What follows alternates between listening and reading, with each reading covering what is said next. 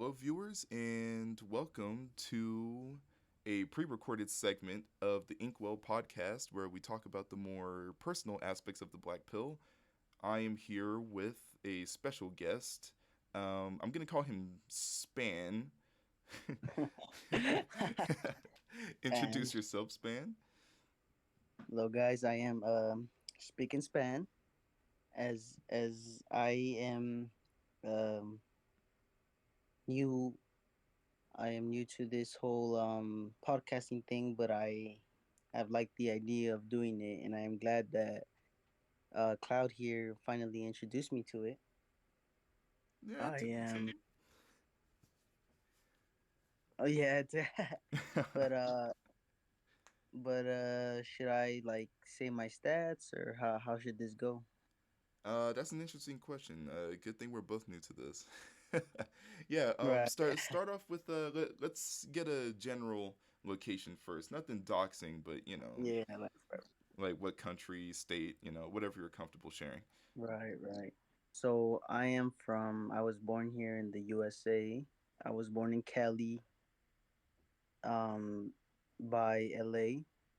And as you guys know, that's a very rough, like, according to like all the black pill talk, LA, Cali is one of like the hardest like places, one of the most hypergamous because of the Hollywood scene or whatever. Or at least that's what I've heard. I am 5'7" and I am roughly like on a good day I'd say I'm like a like for me like what I think I'd say I'm like a 5.5 out of 10 on a good day, but like it can range like from 4 to 5.5 out of 10. Okay. Okay. Cloud here has actually seen my pictures, so I don't know what he would like to if he would like to jump in and say anything.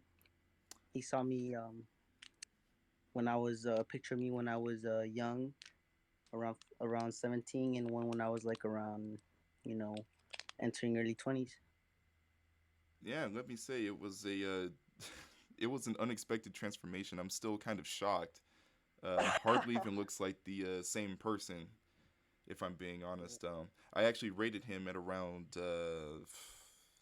I think I said. Didn't I say high tier normie? I think I said that.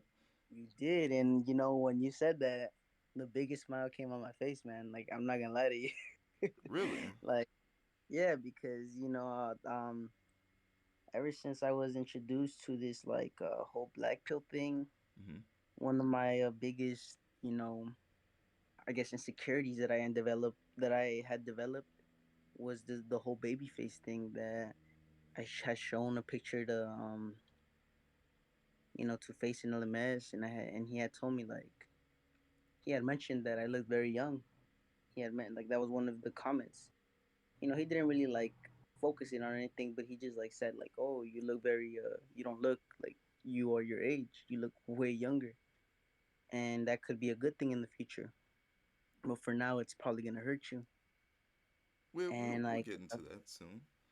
Just yeah. want to keep the introduction simple. I Oh yeah. actually I've been keeping a question kind of under the rug because I thought it would be interesting to ask you this on the air, so to speak. But Wow. All right. I'm ready. what introduced you to the black pill? How did you get here? Oh yeah. Good question, man. I like to talk about this. So for me, the black pill was what had introduced me was the red pill actually, because I was just a young span, a young spick and span, a young span going along through life, and and I was having like confidence issues. Like I was sort of like not really sure like how to handle life. So I went to the one place that a lot of people go to, the internet. I Naturally. went on YouTube. Instead of going to like my father, my trusted guardians, no, I went to the internet. But I was searching up videos and videos like how to be like how to do accomplish things or whatever, and red pill videos had popped up. Mm-hmm. I had gotten into a lot of like red pill YouTubers. Like one of the big one of the big ones that I remember that I was into was Donovan Sharp. I had became like a Patreon member. I was watching all of his streams. I was like just playing all of his videos. I was showing it to like my family, stuff like that. Like I had actually like shown it to like my friends and my family, because I was like, wow, this guy is spitting truth, in my mind. And like what happened was that I had watched the videos, but I was like too I wasn't taking action. Like he was saying, how all red pillars say, you gotta start like like accomplishing things. You gotta start making status, financials, like take steps to secure financial independence, all those things. And Mm-hmm. I hadn't done anything. Like I was just watching it and agreeing, but I was like frozen up in my life. Like I was hitting pause on life. Like I was like I know I should do these things, but I just didn't. And well, I kept watching these videos, and I don't know, something was just like I felt like there was a little bit more to the picture. I felt like some things just weren't lining up, and I was like brushing them over. Oh yeah, And then I kind of agree with that too. I actually watch a lot of red pill content as well. I know members in the black pill community, they will normally what's the term? They'll like dispouse, I suppose, or shoot down red pill content. But I actually think there is some value in seeing the definitely, issues with dating from differing perspectives. I actually mentioned in Mamoon myself that I I actually believe that MGTOW and red pillars, as well as black pillars and inkwells, they have it right. They all have it right. The thing is that they're just looking at it from a different perspective. wow, wow, a Because lot of that. oh yeah, I forgot who I heard this from. I think I heard it from Inkwell Maddox actually. First, are you familiar with him? Ooh. Yeah, I am definitely familiar with. Yeah, he mentioned that the whole idea behind like some guys going MGTOW, it's kind of a cope for them because they were never Yeah, really in the game in the first place. they were incels, incels in disguise. Yeah, it was more like MSTOW, like men sent their own way, and I Yeah, do agree with that I- to a degree because like, how are you gonna yes, walk yes, away from something if you never had it, right? right. Yeah, like I don't want those millions of dollars. Like you were never in a position where you were making them. You get what I'm saying? Yeah, Like um, I wanted to definitely comment that a lot of like hardcore black pillars would like hate on you for that, statement of saying that a lot of red pillars and black pillars have things in common. But I do agree. Like we're all here just trying to find out the truth. Like we're trying to find out the truth, and some of us got certain parts right, and some of us got certain parts wrong. But we all want the same thing, or at least that's what we all should want. exactly, exactly. But but So, back to the oh yeah, but back to the how did I get introduced to the whole black pill thing? hmm So I was watching, something wasn't adding up. I don't know, like I was still hitting the pause button on life and stuff. And then one fateful day, I was just chilling. I'm not sure if I was in my house or if I was in my cousin's house, because I would visit his house a lot and I would watch like the videos. And a video popped up by the one and only Face and LMS, the master, the master black pillar himself. the legend. Yeah, the man, the myth, the legend, man, Face and LMS. And it was the What Attracts Woman episode 1, like uh What Attracts Woman series episode 1, and I was like, wow, like it looked the when I saw the video, I'm like the way he styles it looks like a movie, like part of a show. Like I like the way he designs the whole thing. Yeah, it's like it's like a old school television from Right, the right. Like 2000s. I dig that style, man. I love it. right, right. I don't know. It's something cut. Like I'm like what? Like I don't know. I like the whole thing. Like I like his logo, the fish and LMS, like the little blue thing, everything. I clicked on it, and like I love. I don't know. I love the style and the presentation, the music. Like I'm not sure exactly what kind of music he has. I feel like that. But the thing is that like he's like the way he spoke in that video, like he was just straight to it. And I was like, what the hell? Like he cut in deep. Like he was saying like the looks part, and all these studies and what do these men have in common and what does those? And I was just like, what the hell? Like the red pillars, like a lot of the red pill like content, they never would focus on looks this much. They would like some would get into the body, how to like work out and everything, but they would always say, oh, looks is like would open the door or it helps a lot, but you don't really need it. But Face was like, no, it's the most, it's the first factor. And like that was honestly that was like around I want to say 2 years ago. I don't know, maybe a little less, but that's like one of the like if I don't know exactly how to phrase this term, but you know how you have like those moments in your life that you always remember, like I would say that's one of them. Just clicking on that video, the whole thing popping up, and him just coming on and saying like all those things, like it was ingrained, like it's going to be ingrained into my mind forever. And I just what like the rest is history. Like I watched all the videos, and I was like, what the hell? I was completely like I was already eating the black pill. I was accepting everything he was saying. I wasn't even like second guessing it. And I was like, this is something here. And that's how I was introduced to the black pill. From there, shortly after watching those videos, I joined the community. I talked to should I get into it? Like, should I get into that? Yeah, if you want to. Well, shortly after watching those videos, I don't know how long I would say, maybe a week to a month, but I was just like, honestly, all the days, like I don't even remember anything else from those days. I just remember watching those videos, and then I had to find out. Like I was just thinking, I had to find out, am I an insta? Like, am I an insta? And I would look at myself in the mirror, and I'm like, I have like the one thing that really struck out, like that really got me the most, was that I didn't have like a jawline. I didn't have a jawline at the time. I still don't. I still don't think I have a jawline, but at least like my chin is more protruded now. It gives like it looks, it has more like down growth, so it doesn't look as bad.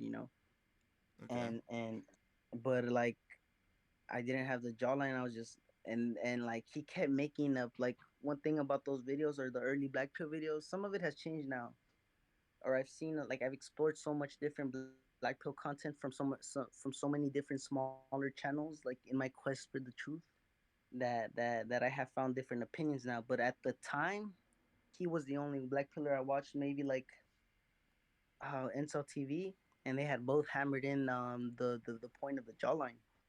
Like jawline is like the one of the most important things, like that separates chads from normies and like subhumans, and I didn't have that, and that was getting to me. But like I felt comforted by the fact that I had like a full head of hair, that I thought I had like okay features. But I wasn't sure. Like it was eating up at me. And like I knew I was never really like I had had like I had had girls, only two girls in my whole life at that point that had told me they had crushes on me. Wow. So I was just like, well, at least I've had that. But that's like the way that the way when you watch those videos, they say chads have like infinite.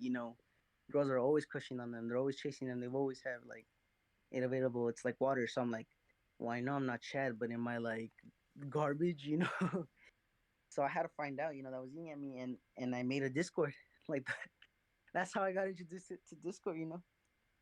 I made a Discord. I made like an account, and I went to the only man I had I had trust in for anything that's black pill. Facing LMS himself, Of course, of course. and I was like, hello. He was like, yes. I was like, I want a rating, and I want a rating, a face rating, and he said, due to the popular demand of me rating faces, like I can't do it for free. Like I'm gonna charge you like $5 just to know that you're not like trying to take away my time or anything. And I was like, all right, fuck it. Like I'll send you $5, man. That's nothing to me. I was like, $5. That's like nothing. After all those videos I watched, like I liked it. Like here, have your $5. And then I sent him like he said, okay, send photos. Your front profile, your side profile, from a few feet away. I even had like I remember I was going to a gym at a certain point, and I had asked one of the people that worked there, like, hey, can you take a picture of me, like from my face, like from the front and the two sides? And they had asked me like, why? Like, do you want to see progress or something? I'm like, nah, I'm just testing something. Can you just take the picture? and I was, and then and then I like sent it to Face, and he started like brutally, like he said, okay, give me a second. Then he sent me like this whole detailed thing, like I still have it. Oh my god, man. And like analyzing everything, I was just like, damn. He said like at the end of it, he's like, I rate you like a 4 to 5 out of 10. And then he says, you are a normie or whatever. He said, you are still young, so don't get too caught up in this. See, that's one thing like I always liked about him, that he pointed that out. Like don't get caught up on this. He said like maybe if you gang bang, that'll bring girls, but like like a lot of like Latinos who gang bang, they get success. And yeah, he has said that. Wait, give me 1 second. Give me 1 second. I'm a All right. Well, just to prevent dead air, I'm going to fill in a little bit here. I actually kind of had a similar experience as far as getting into the black pill. I actually started with the red pill first, and I think the first channel. What was the first channel I started getting I am. into with red pill? All right. Uh, I just wanted to fill in a little bit while you were yeah, gone. no problem. My bad. I just had a like there was a little noise coming. Yeah, no But problem. do you want me to continue, or do you Uh, want to go on the tangent? yeah, I'm just gonna finish this thought real quick, just so it's not awkward for the Right, viewers. But the first right, red right. pill channel I subscribed to, I think the earliest I remember was Sandman actually, and the next one after that Oh was man, I oh yeah, the Sandman's pretty cool. He has a bit of a strange voice in my opinion though, but I think his I think his videos Sandman. have I validity. remember I watched. Yeah, I think I remember someone was shitting on Sandman. I forgot, but it was funny. Or someone was commenting on it. Sorry, my bad. Yeah, then Okay, but next one was Terrence Pop. I actually think he's really funny. Yeah, are you familiar with him? no, actually, no. The only ones that I watched were Donovan Sharp, Steph is Cold, um, a few others, but what was that one dude? Steve the Dean Williams, Steve the Queen. They would clown on him. I don't think I'm Steve familiar the with Dean that one, Williams. but I definitely did Oh no, watch Donovan Sharp. I also watch no, yeah. Fresh and Fit as well. Yeah, they like I mentioned, red pillars do have valid points. Some of which I think we'll get into here. I don't have a specific time limit in mind for the podcast. I mean, my computer has plenty of space on it, so I think we can we can do this for a Yeah, we while. can. Yes, of course, definitely. Yeah. So So, continue your thoughts. What you were about to say before oh, you yeah. yeah. So I'll just recap quickly. I had went to Face. I had made a Discord, and he had rated me a 4 to 5 out of 10. I was reading all of his detailed notes, and I was like, I was surprised. I'm like, wow, like some of the things that I thought he was gonna say, like he said, but he said so much more. Like he really went in, and I'm like, damn, this is I paid good money for this, you know.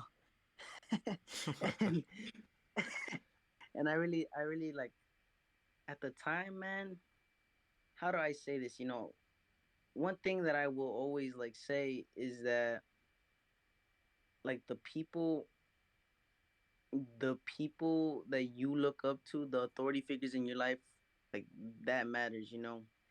And at the time, like at a time when I was lost, you know, when I had like lost faith in the people that were supposed to guide me, you Hmm. know, because I they had failed me honestly, you know. And not to like clown on them.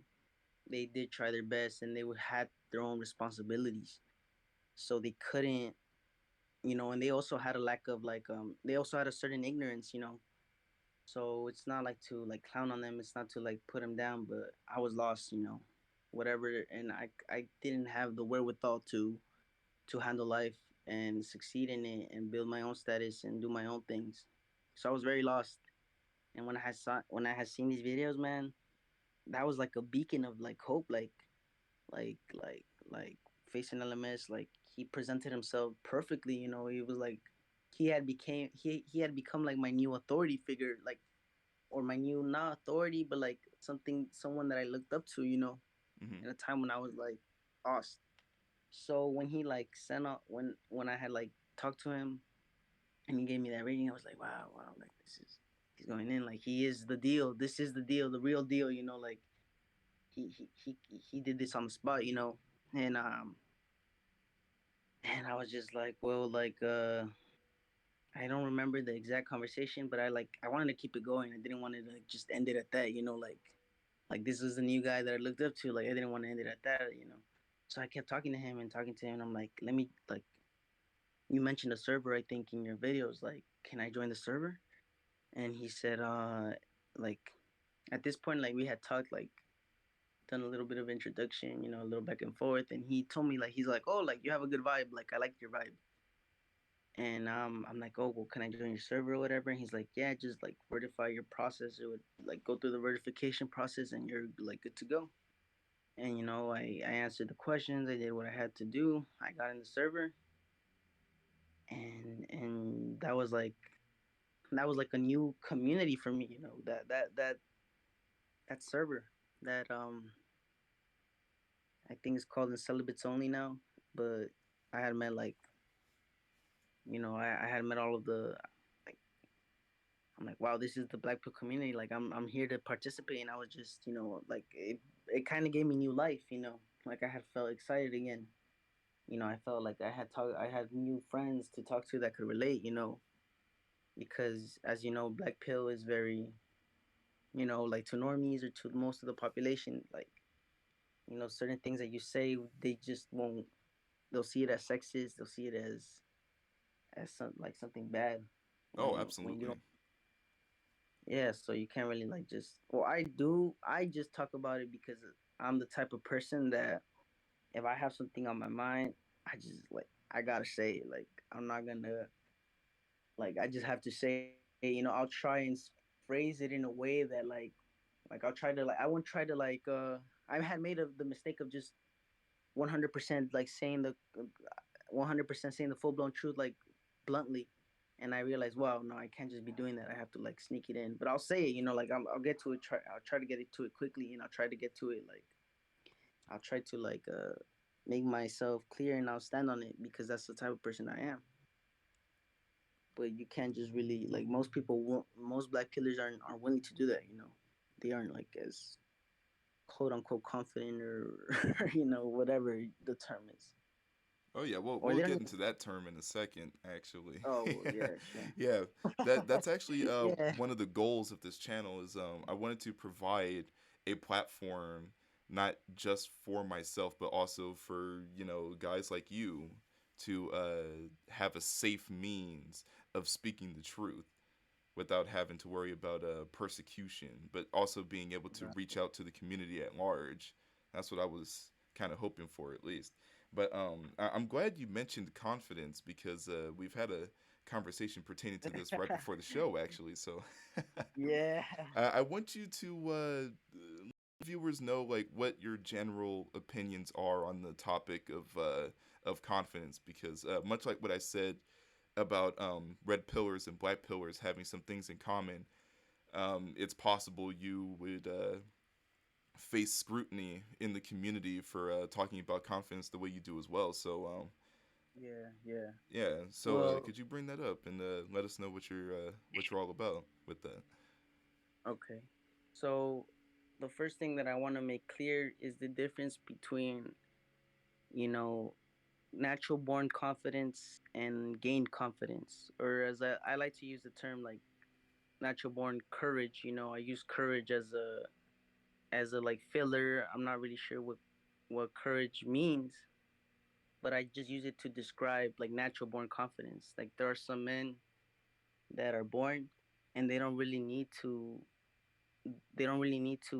do anything to be confident. They just are already outgoing. They are already social. They already just go up and walk up and try to do anything, and they just have like this natural born confidence, All or as I right, say, courage. And then there's like the gained confidence for like more like shy or more introverted types, or more like weaker types. I don't know the exact phrase, or like for more neurotypical men who aren't really like the ones to go out and take the first steps. That's they have to gain confidence, or where like life puts them in a situation. They like school, for example. When you're a kid, you don't decide to go to school. Like you just have to enroll in school, and you're in the you're in a classroom, and a teacher puts an assignment in front of you, and they tell you have to do this. Like that's kind of like not really forced, but like set up. But once the environment sets you up for it, and you like succeed in it, and then you like pass a test and you get like 80%, and you're like, wow, I did 80%, maybe I can do more. And you get one question right, then you get two questions right, then you get three, and you kind of gain confidence. I don't know if I really explained it as well as I wanted to, but that's kind of the idea, that life puts you in a situation, and you do somewhat good at it, and you keep doing better and better and better, and you gain the confidence to like, so that situation you can walk up to it. You don't really have to you don't really have to be forced into it anymore. interesting. Okay, walk us through the two different types of confidence you mentioned. Let's start with the innate confidence. Where do you reckon that form of confidence comes from? So as we were having a discussion before this podcast, a term that I used was testosterone. And Okay. I had mentioned that, as you know, there are two different sex hormones, testosterone and estrogen. And men primarily, primarily they have an abundance of testosterone, and women have an abundance of estrogen. Mm-hmm. And my theory, I'm no like I want to make this clear. I'm no scientist. I'm no like professional. I'm no like this is just what I think and what I've read and what I've seen. My theory is that men who have higher testosterone have more innate confidence. They're more ready to be physically aggressive. They're more likely to, if they like a girl and see her, they're more likely to approach her and just start trying to like get sex from her. They're more promiscuous, if that's a term. They see like if there's like if they're working in a job and they see that there's a manager that's telling them what to do, and they don't like that, they're probably more willing to do things to become the manager. And my theory is that testosterone helps you in that innate confidence. The more testosterone you have, the more naturally, the more the more it's like innate. Like you have a willingness to do it and you follow through on it. Okay, a couple places we could branch off from that. What about gained confidence? Could you walk us through that too? Yes. So for gain confidence, the only definition that I've come up with, or the only examples that I could think of, is like you are basically an actor. You know, you you you you don't have any like, I wouldn't say you don't have any, like maybe you might have urges to do those things, but they're like a lot weaker. Okay. They're a lot weaker, or you don't have them. And you have to basically, you need to do those things. You know those things would help you. So you're just an actor. You're faking it. Like you still go up and you talk to that girl, and you do what you're supposed to do, but none of it is like natural. All of it is what you like what you think in your mind you should be doing, or what you've seen that works. You go up and say, hey girl, like let's hang out, whatever. But in your mind you're not really like excited at all, but you still show the expressions. You're faking the expressions because that's how it's done. So you're basically like an actor. Or life puts you like I said, like, you turn 18, your parents say, hey, you gotta leave this you gotta leave this house. You leave the house, and you're like, well, now I gotta get a job. So you get a job, and then you're like, well, this job sucks, but you still like put up with the job, and you're not really trying that much or anything, but like they say, oh, if you don't try, we're gonna fire you. So you say, okay, well, I have to try a little bit, and then you see, oh well, when I try a little bit, I can do this amount of work. Maybe I can do a little more. Maybe if I try a little more, and that's a little like through your own experiences, you see that you can do things, so you like start doing them. But it's all manufactured. It's more manufactured than natural. Like, you don't really have the urges to like, you don't really want to go to work, and you don't really want to do it, but you do it because you're gonna get paid more, or you're gonna get the promotion or whatever. So that's how I see it.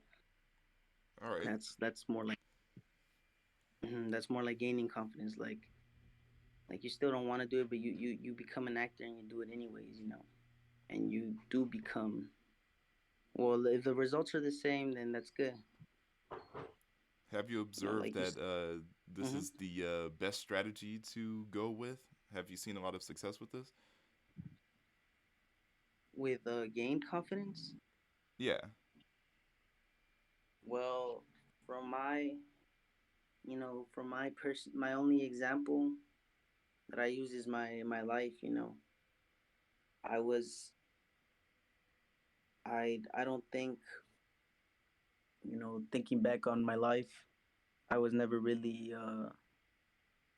I think I was developing normally. I was just a normal, like, go happy kid. I was like explorer. I had a bunch of energy. People always told me I would run around, and then I would always get into accidents because I was just so active. Mm-hmm. Um, but the thing with me is that when I turned when I turned around 7 years old, there started being problems in like the marriage of my parents, and by the time I turned 8, my mom decided that she was gonna leave my dad. She had cheated on my dad, and she left, and she Brutal. took me with her. She took me with her, and up until that point, like I had a father figure, I had a mother figure, and anytime I struggled with anything, like my dad would give me discipline. Like if I was struggling with schoolwork, he would help me, and if I wasn't getting it, like he would hit me. Not too hard, but just like to like kind of smack me and say, hey, like you gotta like, this is the consequence if you're not paying attention, if you're not like getting into the zone. You have to get into the zone. This is your responsibility. You have to do this. And it was like a little tough. I would cry and everything, but he was giving me like the tough hand of love, the tough hand of love.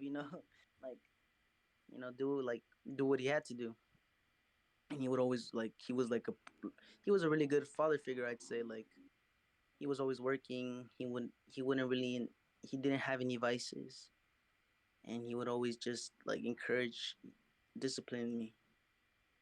But when my mom had decided to leave the house, she didn't even ask him if she could take me. She just took me, like I wouldn't say it was like it wasn't by like she took me without his permission. Like that's basically kidnapping, but I don't know if I would say it, you know. But the thing is that when we left the house, that was like the start of a new life.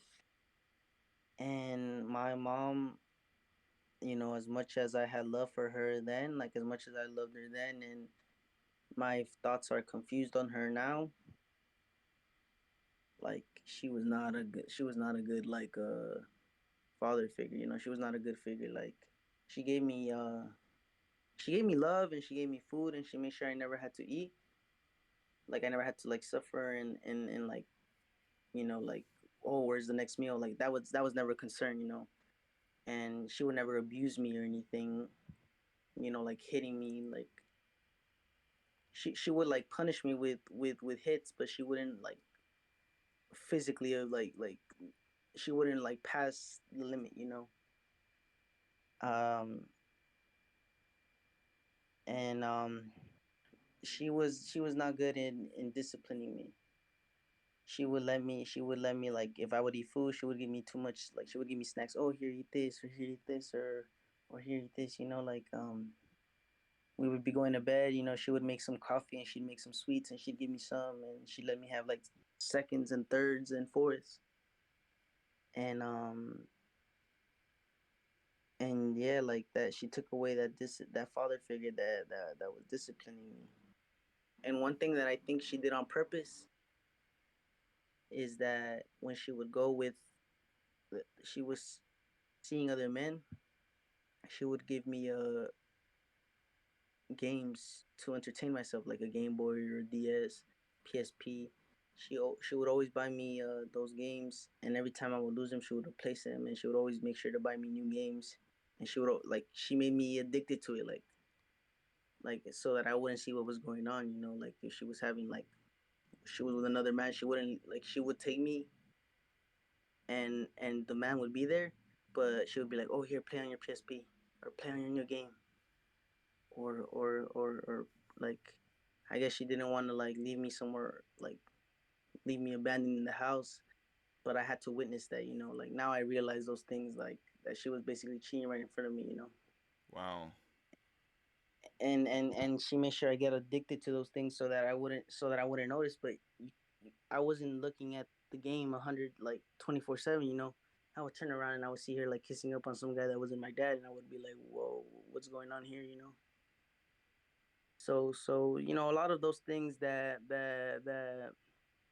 they stay in your mind. And oh, so this was like for like a few years of 2 years, a year of this just going on. And then she would tell me, don't like. She told me, okay, your dad wants to see you. Your dad wants to visit you. You can't tell him what's going on. You can't tell him what you've seen, because if you do tell him, he'll get violent. He'll get angry. He'll punish you. Like you don't know what he'll do. She like sowed seeds of fear, you know, in me, like to protect herself. She'd be like, just pretend everything's good, just pretend everything's okay. So that, like, what what I think now, like, what my theory is that like I started getting like anxiety, from that, because I would hang out with my dad, but that was always in the back of my mind. I can't tell him what's going on. I can't tell him what's going on. Or like I would lie and I would lie. I started forming habits of lying to him, so that he wouldn't find out. Oh, And wow. yeah, and those are not good. Not those are things I shouldn't have been worrying about at that age. I should have been worrying about like like Catching the next shiny other Pokemon or something. yeah, there you go. But That's instead I was crazy. like visiting my dad on the weekends, and like the whole time I felt kind of bad and I felt like shit, and like I would just be like like lying, and she told me like he'll get violent, he'll get angry, like like eh, what I like those are things that happened like from 8 to like 10, to 11. And then when I entered school, middle school, I was not like I was just like not I was just not prepared for any of that because I never did any studying. I was always just like because she never disciplined me. Like I would study when I was with my dad because my dad would force me to, but without her, like she would tell me to play on the game instead of looking at what was going on. I formed those bad habits. I was just good at procrastinating, so that's what I would do. I I see. would. Mhm.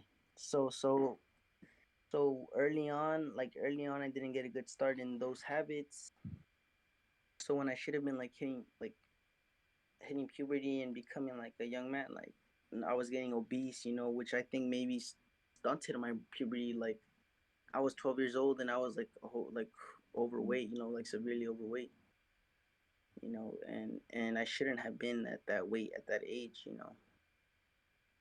Like maybe I always think like oh like if I had like a decent like diet, maybe I would have like been different. I could have had a different like teenage experience where I was focused and I was doing sports and I developed properly and maybe had more success. And those things that we all want success in. With women and stuff. But it didn't happen that way. Instead, I got like really fat. I got really addicted to games. I was just procrastinating, and that was my life for all the way until I graduated high school. I was that's just what I was on. Wow. Let, let's Yeah. um let's bring it back to the dissolving marriage because I have a question or two about that. Um, Right. would you say lacking a proper father figure in your life negatively affected your development at all? I would I would think so. It's not necessarily the I mean, I call it the father figure. I think it is the father figure, but for those that are like iffy on the whole gender role thing and on the whole feminism spectrum, if you're on that like type of vibe, then it doesn't matter like the term, just the discipline figure, the authority figure, the one that keeps you in check, that makes sure you don't eat that extra candy, that makes sure you do your homework, that makes sure you handle what you gotta handle, that makes sure that you are developing properly and taking care of the problems that are at your level.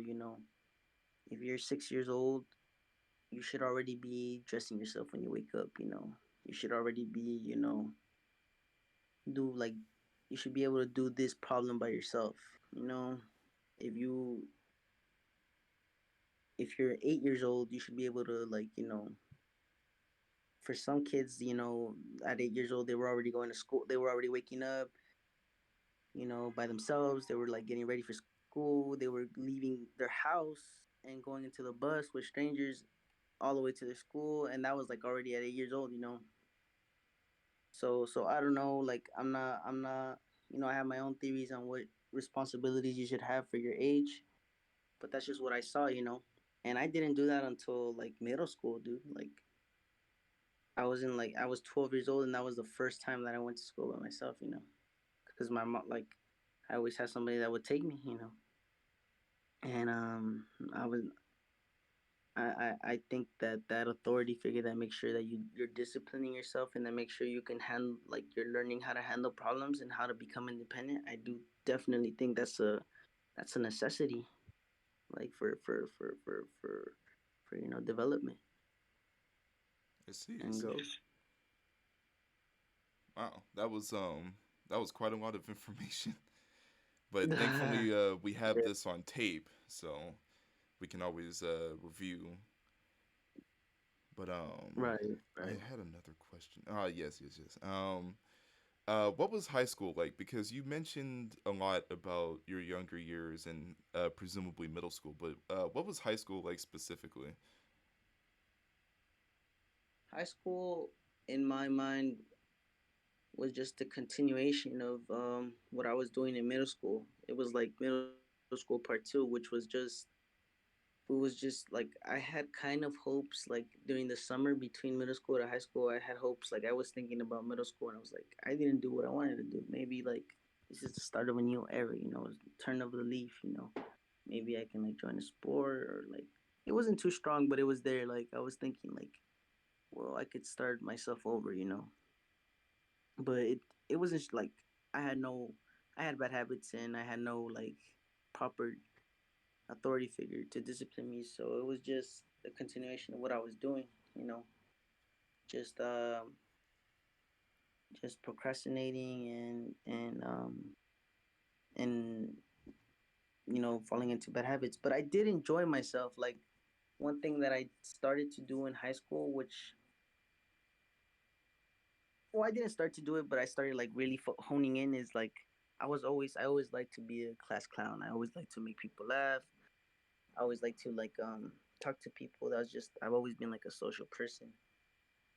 I would never get confrontational or like do anything that challenges them, but I will always like try to like make a good vibe and make them laugh.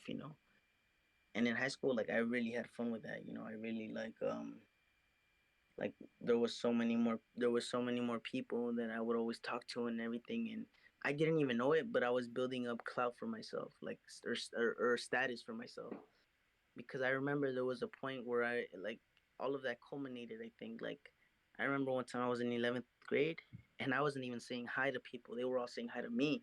I was just walking around, hey, hey, hey, hi, hi, hi, and I was just like, whoa, like I don't even know it's like half of these people. But because I was just social and always saying hi and always making jokes like and always so loud, they would hear me. And I didn't have to see them because I was like such a presence.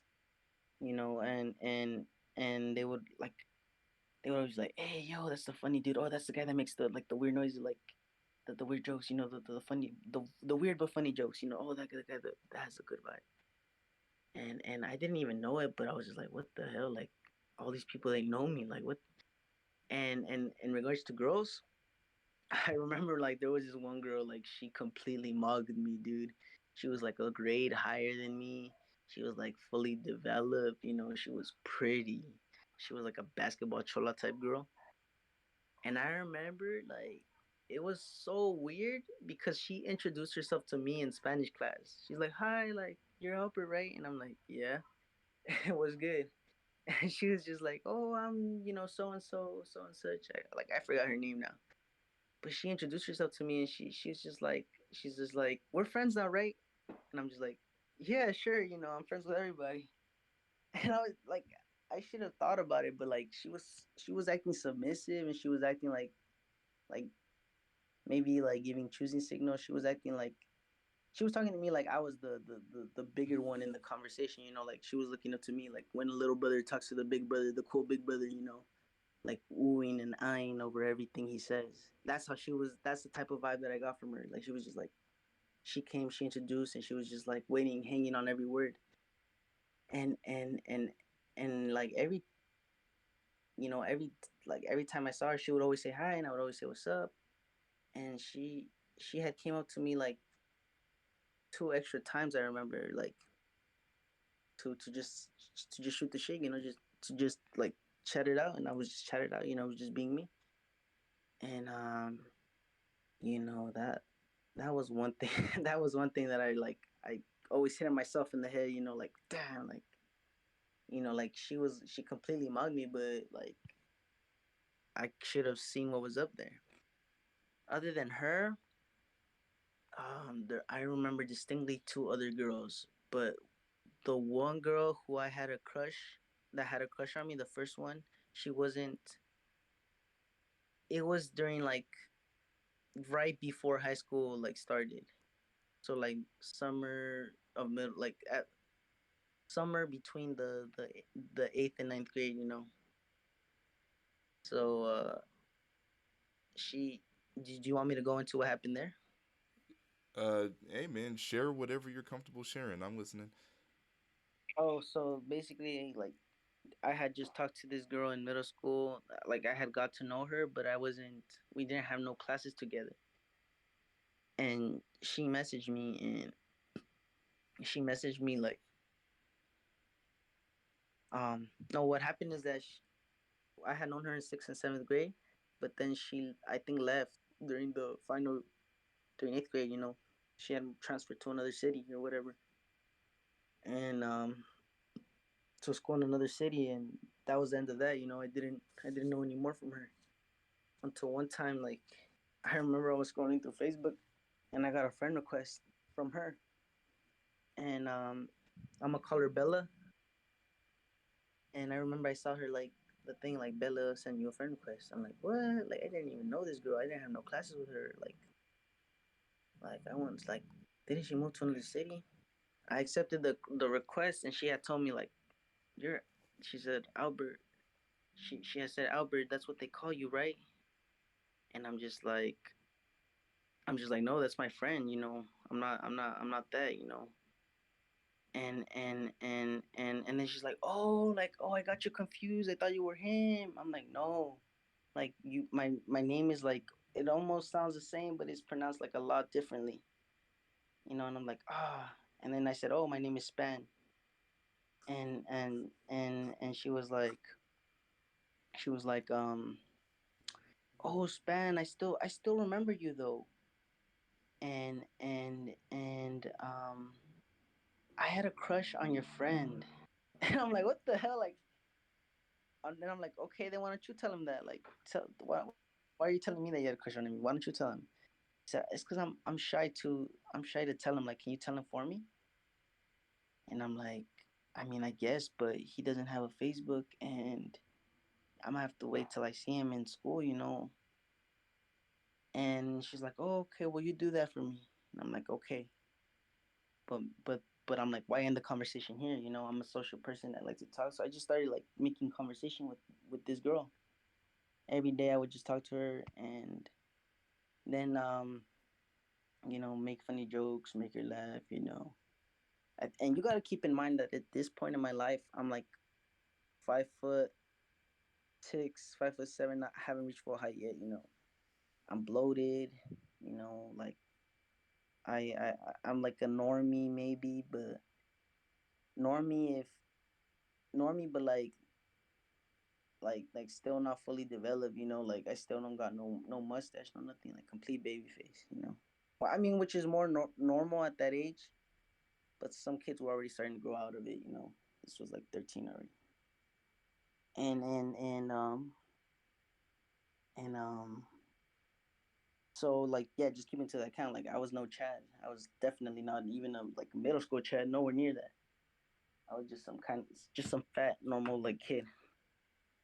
It's a fat normie. And we started doing video chats. Like first it was phone voice call like through Facebook. Then it was video chats every day. Like this summer, like was just like every day. Like we were just talking. And then it was funny because she lived in a completely different city, and I was just like, what am I doing talking to this girl? But whatever. Like I like her vibe. And she one time like she started answering me, and it was weird because I think she wanted me to like start like telling her stuff, but at the time that wasn't even on my mind. Like I was like feeling urges and stuff, but I wasn't confident. As you know, I didn't have any confidence, quote unquote confidence, or like to ask her out or say anything. Like she lived in another city, so it's like even if I did like her, I just saw her as a friend. And I wasn't confident, nothing, none of that. But she like, I remember one time she answered me, and she had just came out the shower. She had towels like wrapped around her, and I don't know if that was like a message, like a signal. Now I think it is. But whatever. But the point is, like, after a long ass time, she told me like, I have a crush on you. She told me. She admitted it. And I'm like, no, no, you don't. Like, you have a crush on my friend. Like, you don't have a crush on me. You just told me that. And she's like, yeah, but that was like 3 weeks ago. And I'm like, bruh, 3 weeks? Because we have been talking. She's like, yeah, like we talk every day. You're funny. Like I like you. And I'm like, okay, but you live in another city, Bella. Like, what are you talking about? And she said, we can be like long-term relationship. And I'm like, bro, we're 13. Like, no, this isn't happening. This is not gonna happen. And I just started ghosting her. Like I literally ghosted 13-year-old Chad. Me ghosted her. I just stopped talking to her. So that was the first girl. I The just have second. to Mhm. I just have to comment really quickly about how our experiences are somehow Like very similar but also very different in what way, if I may ask? because like I was the class clown as well, but I was never really popular for it. You know, like What? I was the friendly sort, and yeah, I would make friends with people pretty easily. But like my thing is that I always got mixed up with the kids that you would suspect were inkwell, like me. I would always get Oh, mixed up with the weirdos, the oh, kids no, that not. somehow got their hands on weed, you know, that sort of thing. Oh, I wouldn't. I don't know if would you say like more like autistic types, more like like weird, like secluded, isolated types. Is that what you're saying? Is that the type of vibe? There was one who was I wouldn't count him as my friend though. He wasn't a bad kid, but man, was he weird. I Hmm. suspect he had something that was in middle school, and he would always call out my name all weird like, and I would always get kind of creeped out by him. But he wasn't a bad dude. He was just Right. troubled. But Hmm. as far as like sheltered goes, yeah, I would always get mixed in with those types. The ones who Oh were into wow. video games, the one who you know, they always seem to have girl problems, but not in the sense that like their girl was messing up or messing around or doing anything weird. It was more like they Mhm. couldn't get girls.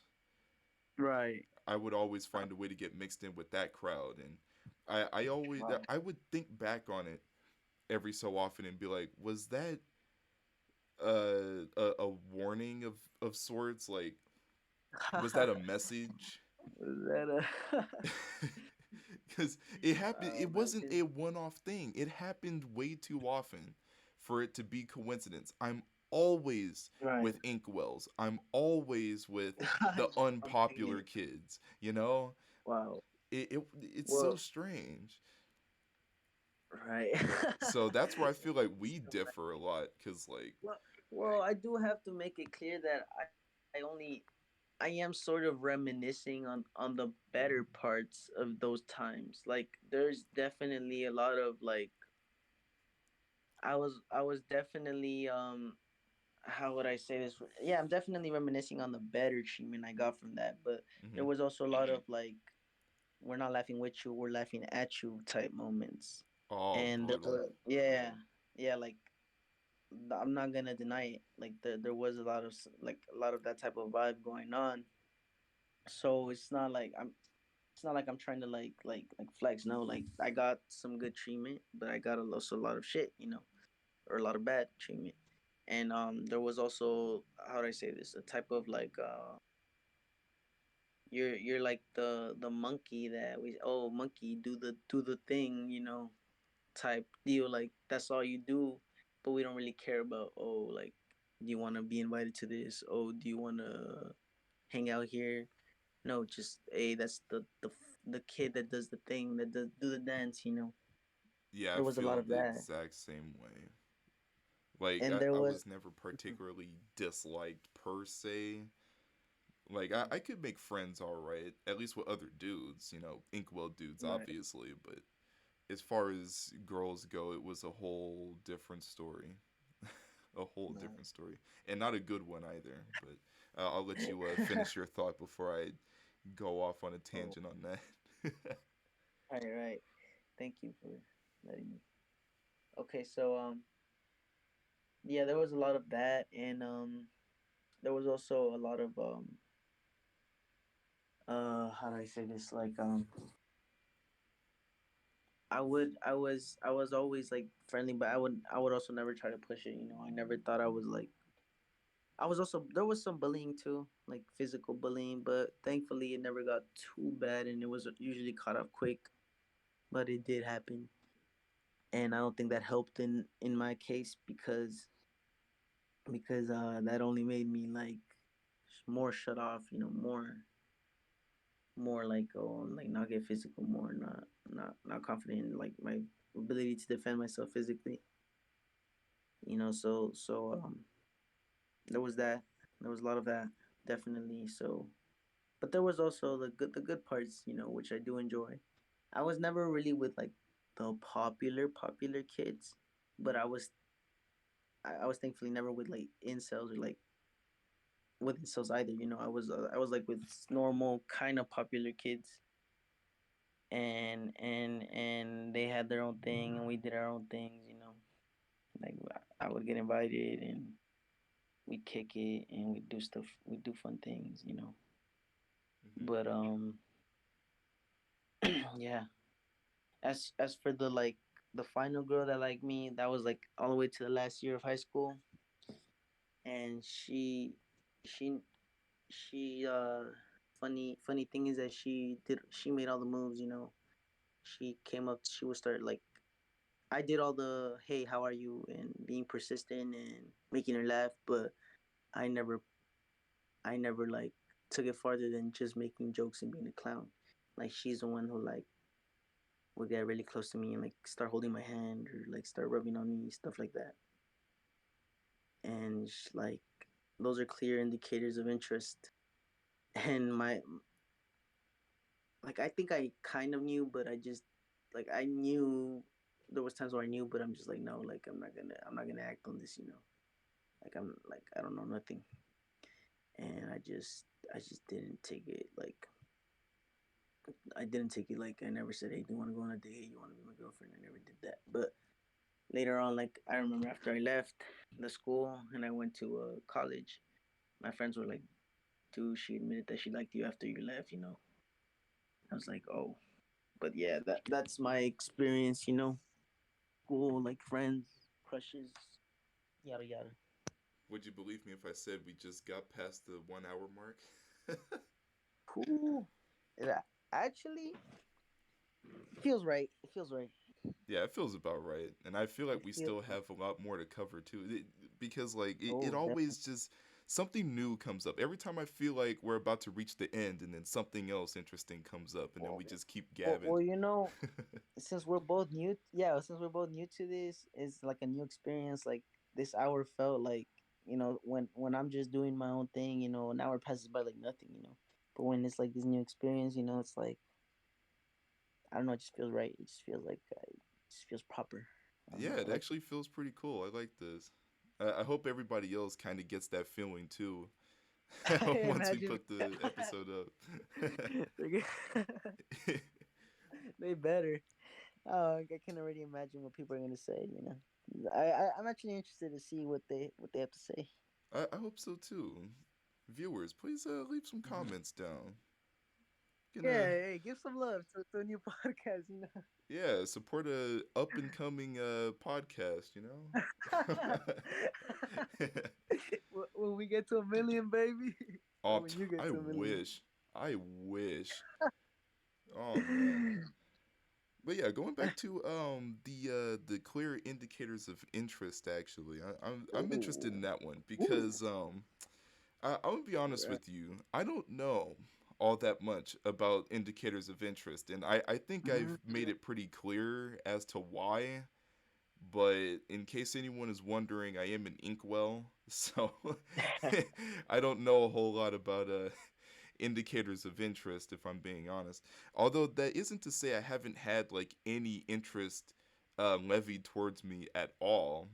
It's just that it was always under suboptimal conditions. Like it was by a girl that looked like she was hit in the face with a bag of hammers, or Ooh, it not was a there. whale. Like my only Yeesh. true actually having a girlfriend experience was with a whale that I was not attracted to initially. She like nothing against her, obviously. She was actually a decent person, but you know, You became an animal activist the moment you. that's what it felt like. You know, and the thing is that I was young and dumb, right? So I sometimes I look back and Right. I wonder like if I could have done something better. But the thing is that she was a whale, We all large. we all do, man. Oh yeah, definitely. Like she didn't smell right either, you know, like but Whoa, one thing I wow. noticed Yeah. is that like after we started dating, like she got her hygiene in order at least. So there was Hey, that, but she was very like conscious about her body, which I believe is something you mentioned in one of our conversations before the first oh episode. yeah. Yeah.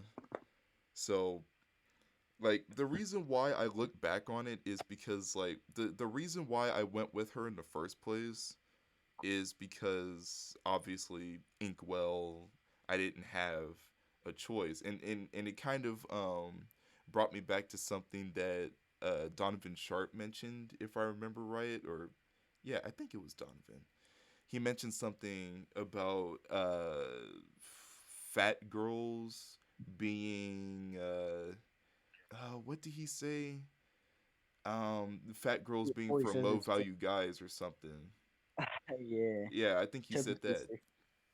So I look back on that, and I think like I took her because I don't even have a pick of the litter with fat girls because don't get it twisted. Right. I can't even get like threes and fours to look at me, right?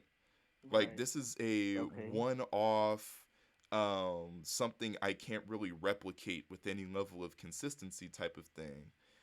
But Right. Right. I understand. yeah, so we ended up kind of breaking it off after a while and weirdly enough I was the one that did it.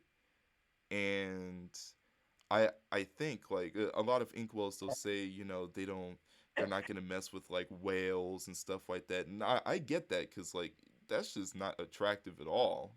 But at the same time, if I had the benefit of foresight at the time, if I knew that it would be this difficult for me to crawl out of this hole that I seemingly put myself into, would I have acted differently? Would Would I have just stuck with would you it? have held on to that? Yeah. Yeah. It, I mean, it's too late now, obviously. What's done is done, but I just can't help but just like go back and think on it, you know? But at Right. the same time, like that experience was valuable in the sense that you're not necessarily happy just taking whatever, right? Right. So while my standards can't get much lower than rock bottom, you know, it's just like I've evolved to where like, you know, I want a looks match, you know, not a Right. whale. I'm not asking for a That's model, called you that's know. called character development. I guess so. I don't know if I developed all that much from it, but I know I changed. I don't know if I changed in a positive way, but you know, Yeah. I I did say like, you know, I want a girl that's like I don't even mind if she's chubby, just like don't be a whale, you know? right. I don't want a girl that's like um you know, like two or three. You know, I'm looking for an actual looks match, and I think a looks match accounting for hypergamy would probably be like 4.5 or something. You know, Right. that's what I'm Right. thinking about. But um, that actually kind of brings me to my next question because I know we had a talk on this topic, but I don't know if we went into detail as much as we could have, which might Right. actually be a Right. good thing in hindsight. But what's your opinion on looks theory? Like specifically, Mhm. say sub 8. Sub 8. So I see it like this. Um, I think I think looks theory there there is it is real. It is valid. Like if you do not meet a certain minimum of looks, you will not. You just won't have that. You just can't get that sexual attention from women. What level would you say that's at? I have thought about this, and I want to say for I want to say I want to say four, but sometimes like I would go with four as a safe option. But maybe like if I'm being real, like real honest, like you can still be like a 3.5 maybe, and like get by like as an outlier. But Ooh, if we're not taking that into account, don't let four, face catch you four, yeah. saying that. Don't let face catch me live. Don't let face catch you Nah, saying me that. face face loves me. Face wouldn't do nothing to me. that's it.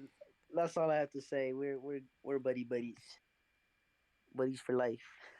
It is But funny you yeah, mentioned 3.5 though, because I feel like the black pill community would have a lot to say about that. Like, oh, bro, if you're even below like 5, it's over. Like, some people would. I mean, that's where the sub 8 theory came from, more or less. But yeah, well, yeah, yeah. yeah, Sub eight theory is definitely like sub five isn't enough. You know, sub eight. I would say, I would say, it's because I've thought about this, and I would definitely say there's like if you need to be like an eight to like guarantee sexual attraction from like universally all women, you know. right. But to get in a relationship, like now we're talking about a good quality relation, like just I'm just saying like just to get into a relationship. Now if you want like if you're saying a good quality relationship, like a okay relationship, like a bad quality, I definitely think that if you're sub five, it's gonna be a lot harder to get into a good quality relationship. Into a relationship, probably, depending on where you Well, live. yeah, yeah, true. But I think like if you're aiming for a good quality relationship and you're sub five, not good place to be. Of course, of But course. the thing is that I've seen it happen, you know. So you know, as I like I I I I I work, you know, and I've seen it happen where sub five men have gotten into relationships, and you know the women don't like maybe they're acting, but like the women they look okay, you know, whatever way they are living, and then I'm sure like a lot of them are older and past like you know like they're from a different era and like but like they're still human, you know, like okay, yes, it was easier back then, but they're still women, you know, they still have the same instincts, they still have the same like the same nature, whatever. So, and they're not like outright miserable. So like, what gives, you know? So that's why like when I see those things, maybe I've just seen all the outliers, but I don't think so, you know. Like I think that if you meet the four, I'll be safe. I'll say four. If you're four and you have the the the minimum looks of four and you can still get into a relationship. Now, it definitely helps to have like the personality or whatever, to have the confidence, to have the frame, and like anything that can give you a boost, which I think is a big factor here. You know, like these guys sometimes they're doctors, sometimes they're lawyers, sometimes you know they have status, sometimes No, sorry so like about all that. these things. No, it's no problem. So like I definitely do think like all of these things help like butter the situation up. That actually You know. brings up an interesting point because I think I think first mentioned something about um something pertaining to sub 8 theory, if I can actually dig it out of my mind. Right. He mentioned that like sub 8 theory isn't necessarily like a hard rule. It covers more so no, wait, no, it had to have been Pluto, the based Pluto that said this, that like sub 8 theory, it covers more like uh what women desire, not necessarily what they get, Yeah, if that makes sense. I would agree. I would agree with that. Like definitely, Yeah, definitely I actually because agree with that. I think mhm, that's a more reasonable sub 8 theory. yeah, I think yeah, definitely. Like if women had their dream, like that would definitely be it. Yeah, because if you look at Tinder, right, like, or no, it was OK Cupid. Like everybody knows what the statistic is. Most women rate most men as unattractive. eighty Ugly, percent of yeah. men unattractive. That's ridiculous. So they're only It's still swiping. it still boggles, yeah. It Yeah, still boggles my mind when I think about it because it's just like they can't even it's not like they decide to, they just all that's just all how they really feel. yeah, That's just it's incredible. like I'll be like ever since I've been black pilled it has changed like how I interpret certain like conversations with girls that I like talk to, like because sometimes I'll be talking to a girl, right, Hmm. and we'll be talking about like movies, and we'll bring up like actors, right.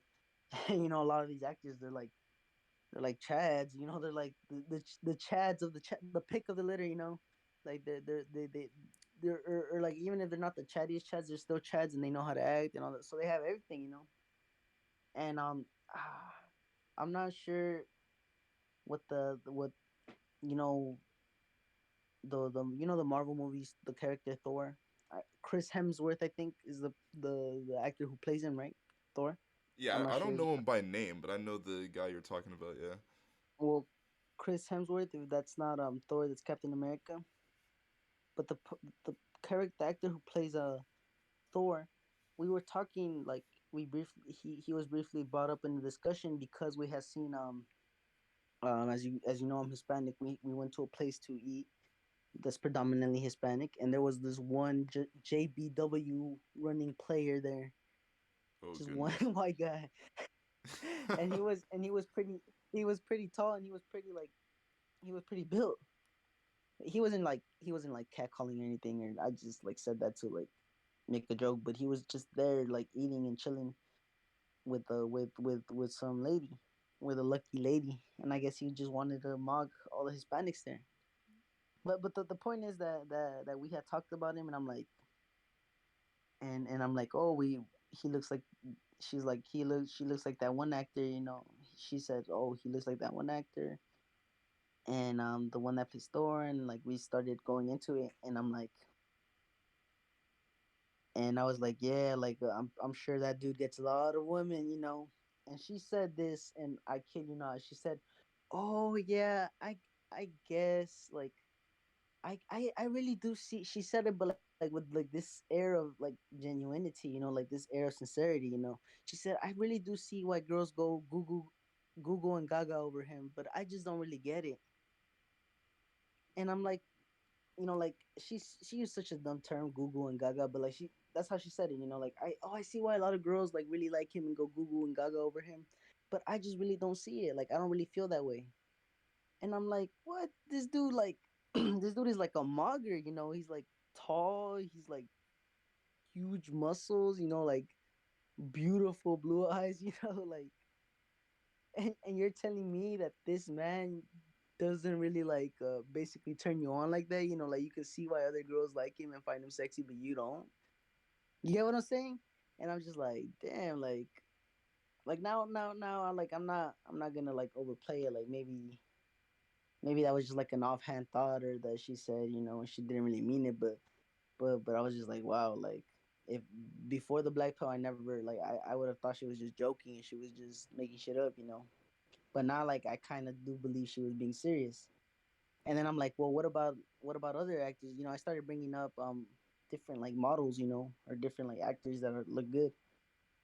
And she was telling me some look good, some didn't look good. And then I'm like, what about Jeremy Meeks? Do you know who that is? Oh I brought no. up the brutal Meeks pill. Oh no.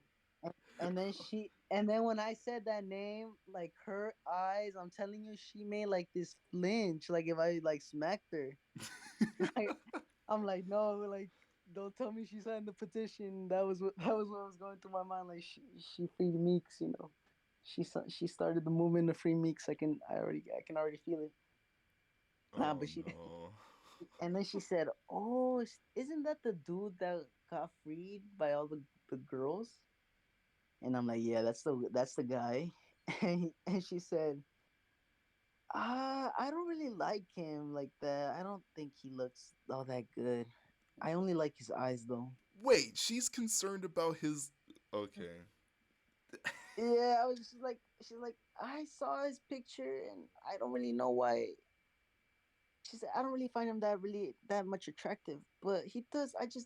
The only thing that I like is his eyes. You know, he has good color eyes, and I think she meant like the eye shape too, the hunter eyes.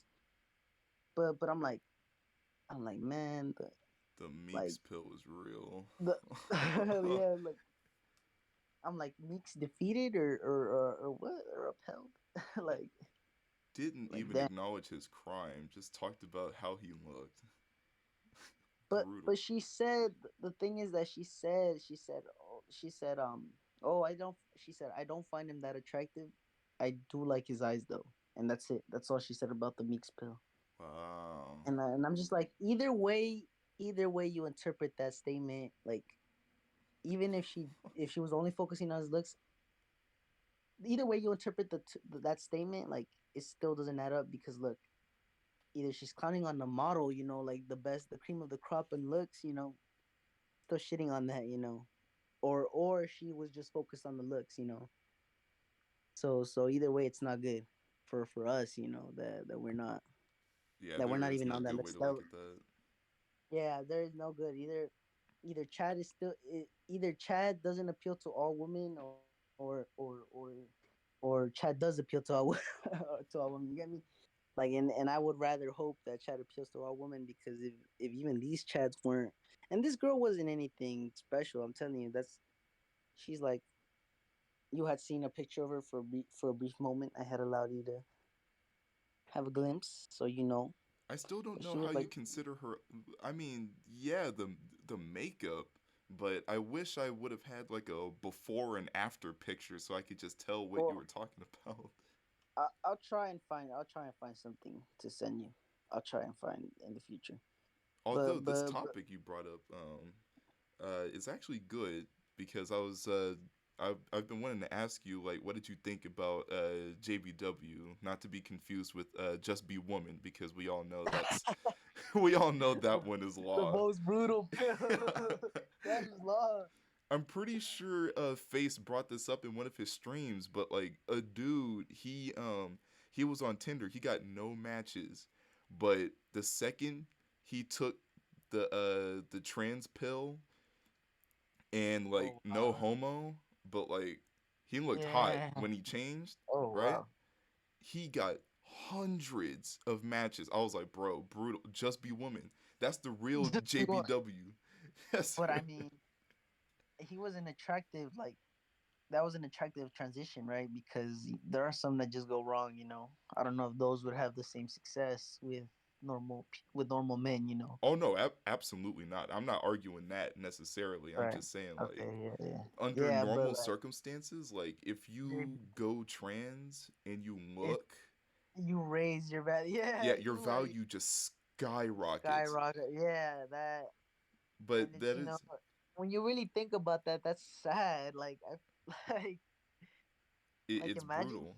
like, yeah, it's definitely brutal. Absolutely brutal. But I did want to ask you about JBW. Just be what's the Just be just be quick. icing. Just be icing. Yeah. What do you think about Just that? be, just be like, just be right. Okay. So my views on the famous upheld JBW has in my black pill run, in my black pill term, in my black pill presidency, I've had changing opinions on JBW. When I first heard of it, I accepted it with open arms. and and I and it makes sense, like the features and everything, like the jawline, like that certain phenotype is more attractive. All of that makes sense to me. However, there is one man, and I'm not sure if you are familiar with him, and I want to ask you, are you familiar with RMR? I was half expecting you to say ITV, but no, no, I don't know who that is. No, no, that's you. No, RMR. Well, for those that haven't, he made he made an interesting video, which which got me into his server actually, because I went up to him looking for answers and joining his server. And basically he was saying that JBW is not accurate. Ooh. That the term that what really makes what really makes he even doubled down, and he said that the complete opposite is true. That being coal black was the ideal. Oh, He mother. doubled, he hunkered down. Yeah, yeah. So he went from disagreeing with it to completely doubling down. And when I asked him his reasoning, he said that more melanated skin was more attractive. And he said Ooh. when yeah, yeah. He said when women say they want tall, dark, and handsome, he says yes, they're not. What he said was that JBW is just status because of the history that whites dominated the conquistadors and all of that. Like that they dominated and were controlling the world. So that's why they got the status, and JBW became popular because they were the dominant authority figure. But that what's actually attractive is melanated skin, and and strong features. Strong masculine features. I don't know, And he man. said That's that kind of cope. That sounds kind of no, cope no, to no, me. no. And he said the reason why is because when they say tall, dark, and handsome, they mean like they mean a white guy with that, well, not black, but like not pasty white either. They mean like tall, like when they say dark, they mean like a really rich golden white. That's the way he described it. A rich golden like hue. And he said that golden hue is just a bunch of melanin, a bunch of melanin, and that it's not only exclusive to that race, that it's that every race can have that. For any man that produces enough testosterone, they can have that hue just in their terms, in their.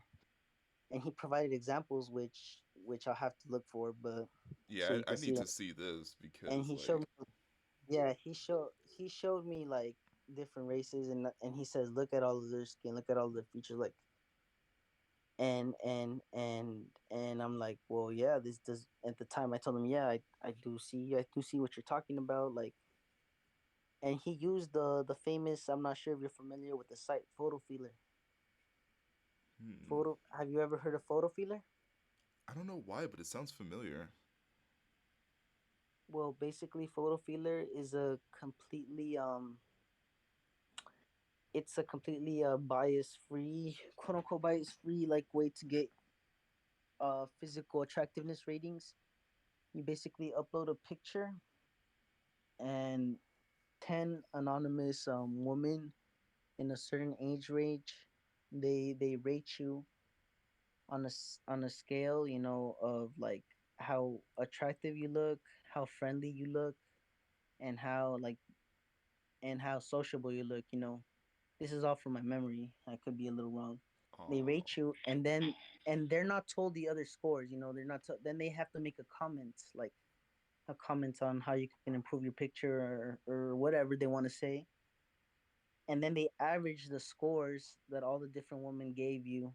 All the 10, they average the 10 different scores, or if you want to get 20 votes, they'll average the 20 different scores, and then and then they'll give you like your overall. They'll give you the individual ratings, then they'll give you the overall average.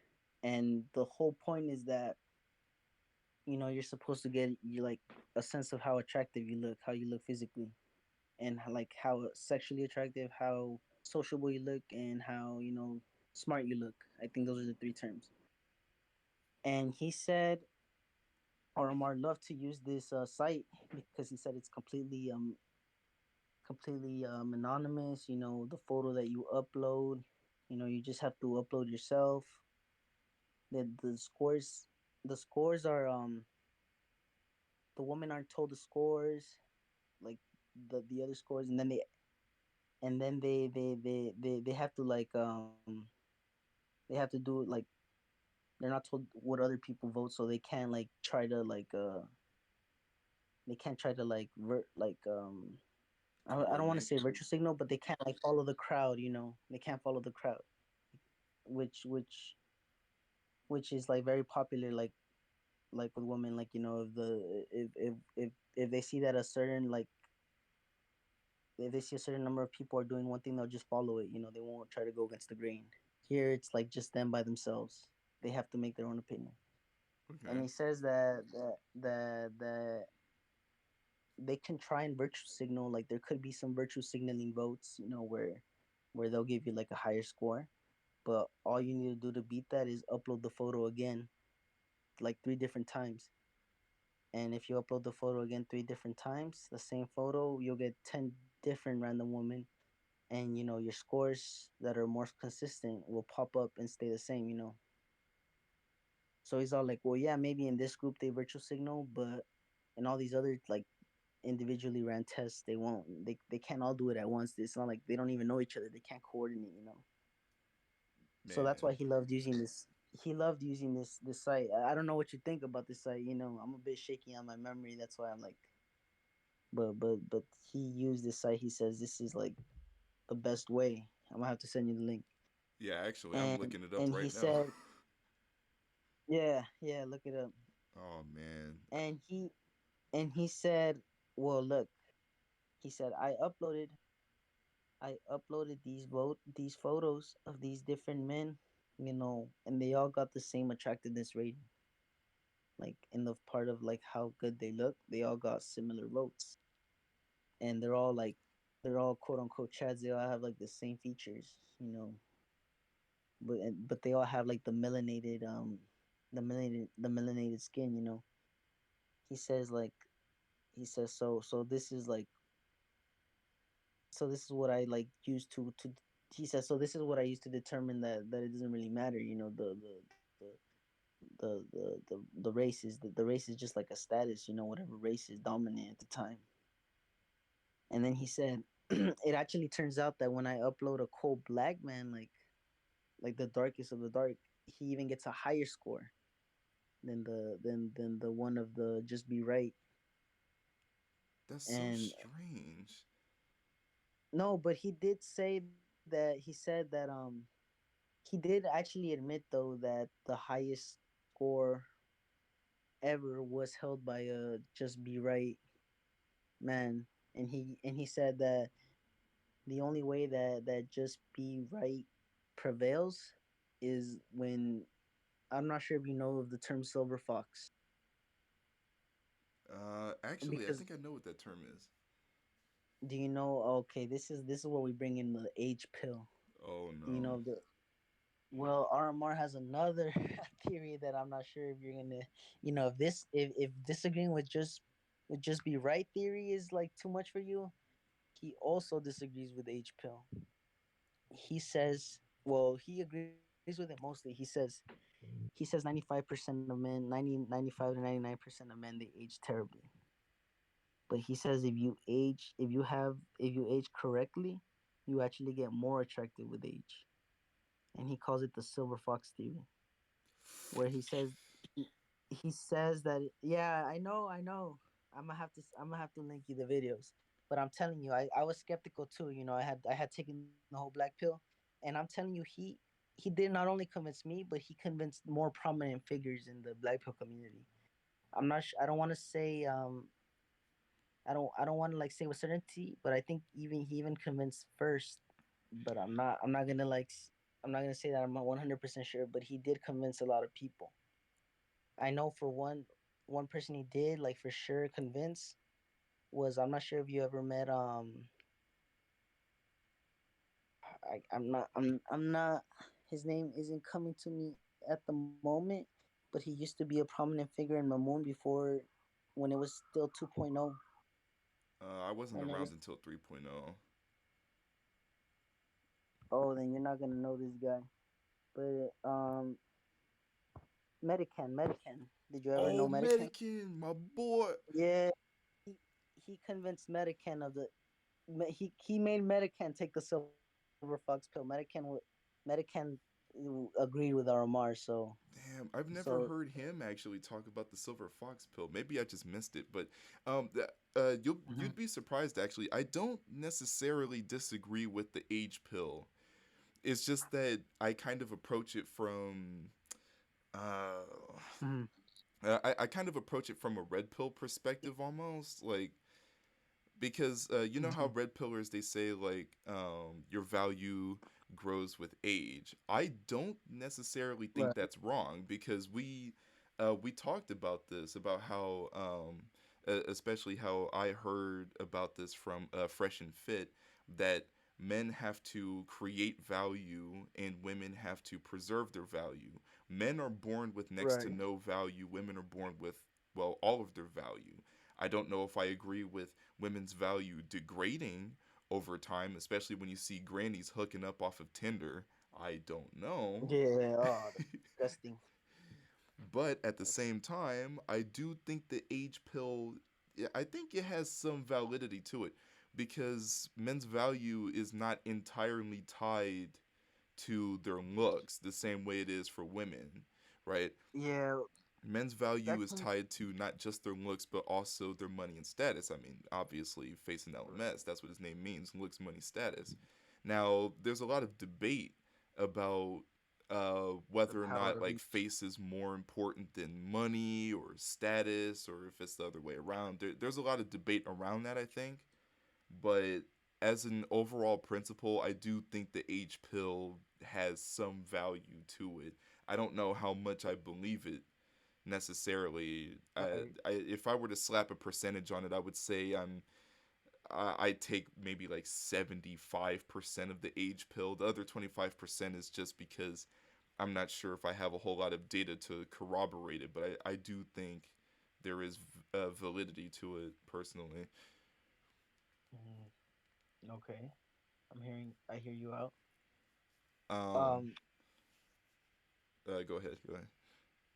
Oh, so the thing is that Aramar said, if you if you age correctly, as in you develop a full like white beard and white hair, and your hairline, and you like maintain um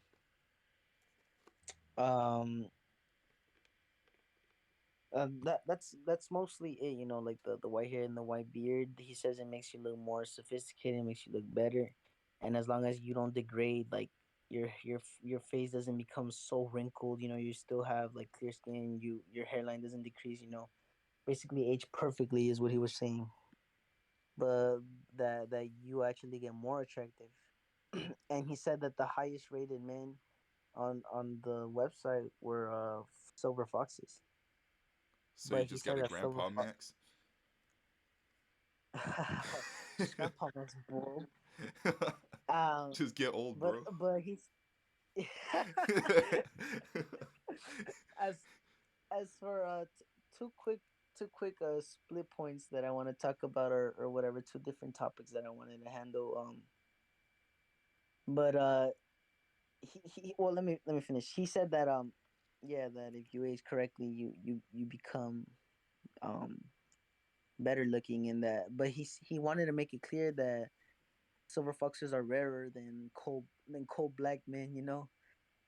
He says like they're both rare. They're both insanely rare. Like they're just not walking around every day.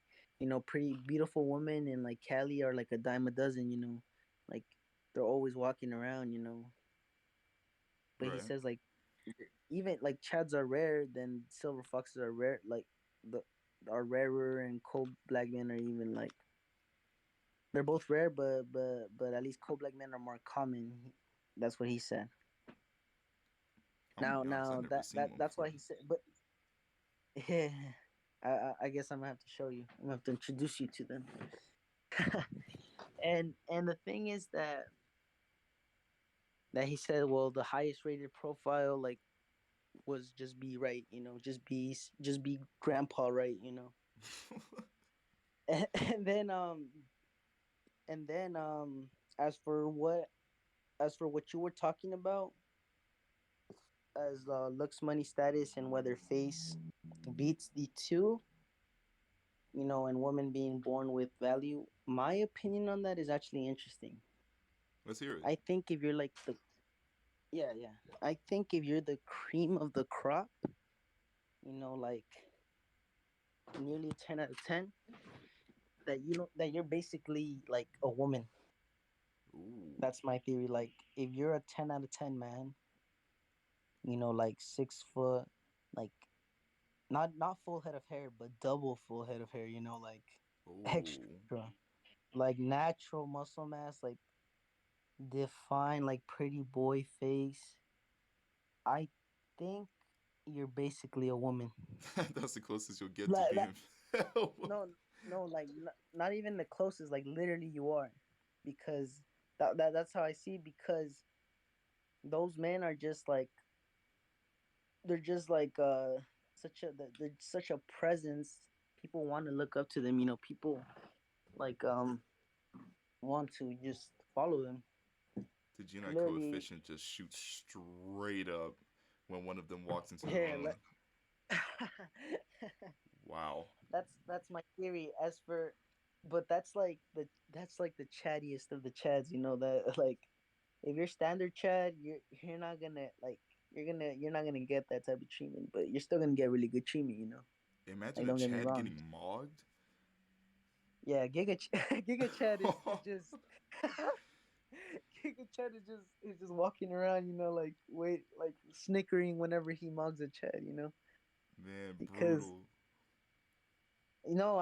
I've seen like I'm telling you like Giga Chads they for sure get the same treatment, I think, because there has been like RMR even provided some examples of like cults being started around some of these guys. One of the examples he said was the one dude who killed like a bunch of people, and then women were rallying to free him, and he was basically one of the archetypes. Pretty boy. Dark Triad. Yeah. I So feel like I know who you're talking about, but I can't put a finger on the name. Who was that? Was it I Ted Bundy? forgot. Yeah. Or was it I somebody else? I won't. I think it might have been Ted Bundy, but I have it saved somewhere. But yeah, RMR definitely changed my views like on a lot of things. The only thing is with RMR is that lately he has failed me because he's kind of gone a little crazy with some of his latest theories, which have led me to doubt everything he has said. Oh, please tell me some of them, please.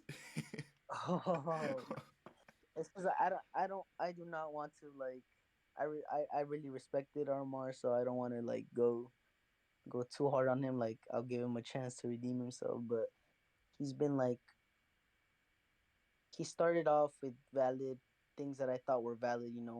He was talking about like what's more sexually attractive. He used photo filler, as his evidence, and then he started branching off into like spirituality, like Ah, religion, crap. I can and already see where this is and and, going. and yeah, and like no, maybe you think you can, but he didn't try to.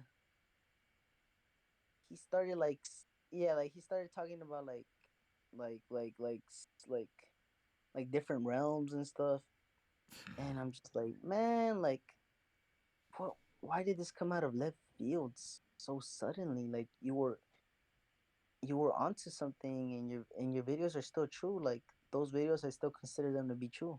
Like I have to you have to see them. But this isn't you. You changed. Something happened. And ever since then, I just haven't really like he went off to go do his own thing. He said that he was gonna leave the server. He's still in it, like he's still a member of it, but he said he wasn't gonna be active because he has to do things in his own life, you know. Then he says that he just wasn't gonna be active anymore, and that we were all like that he already gave us what he the information that he had to give us, and that if there was ever any more, like he might come back and get around to it, but that for now he was gonna be, you know, away from keyboard, AFK, you know. Wow. Yeah, but as for the whole, my take on the JBW, um, I do think like I do think there's validity to it, but I think it's mostly status. I think it's like an 80% the status and 20% like genetics.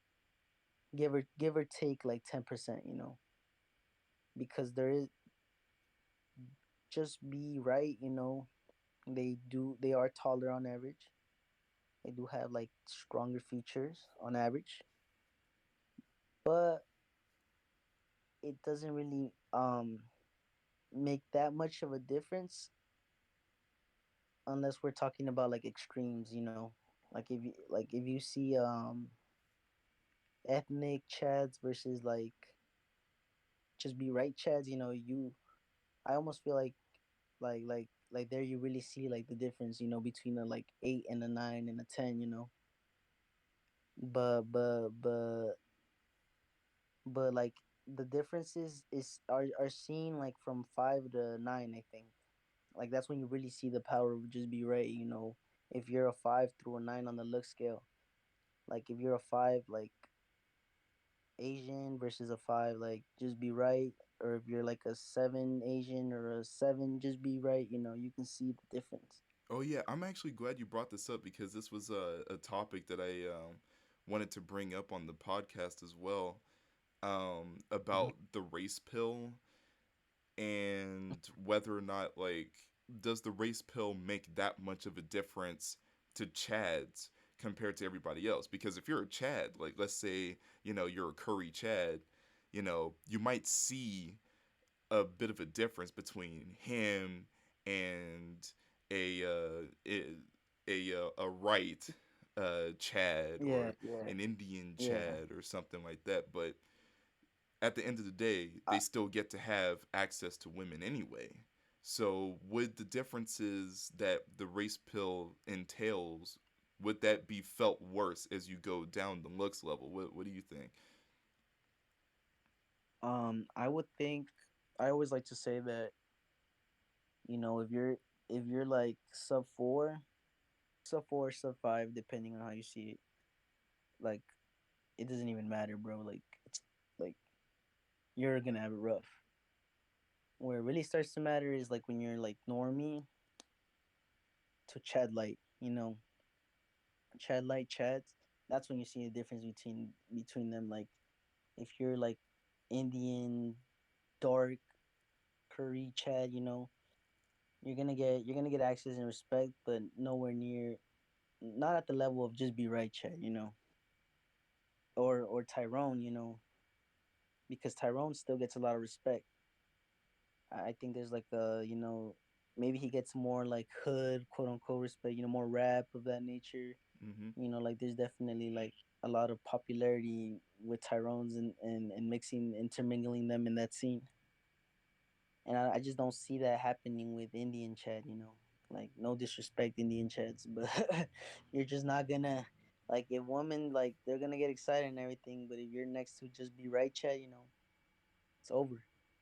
But I think it starts to close off again when you reach 10, when you reach like closer to 10, you know, the perfect 10.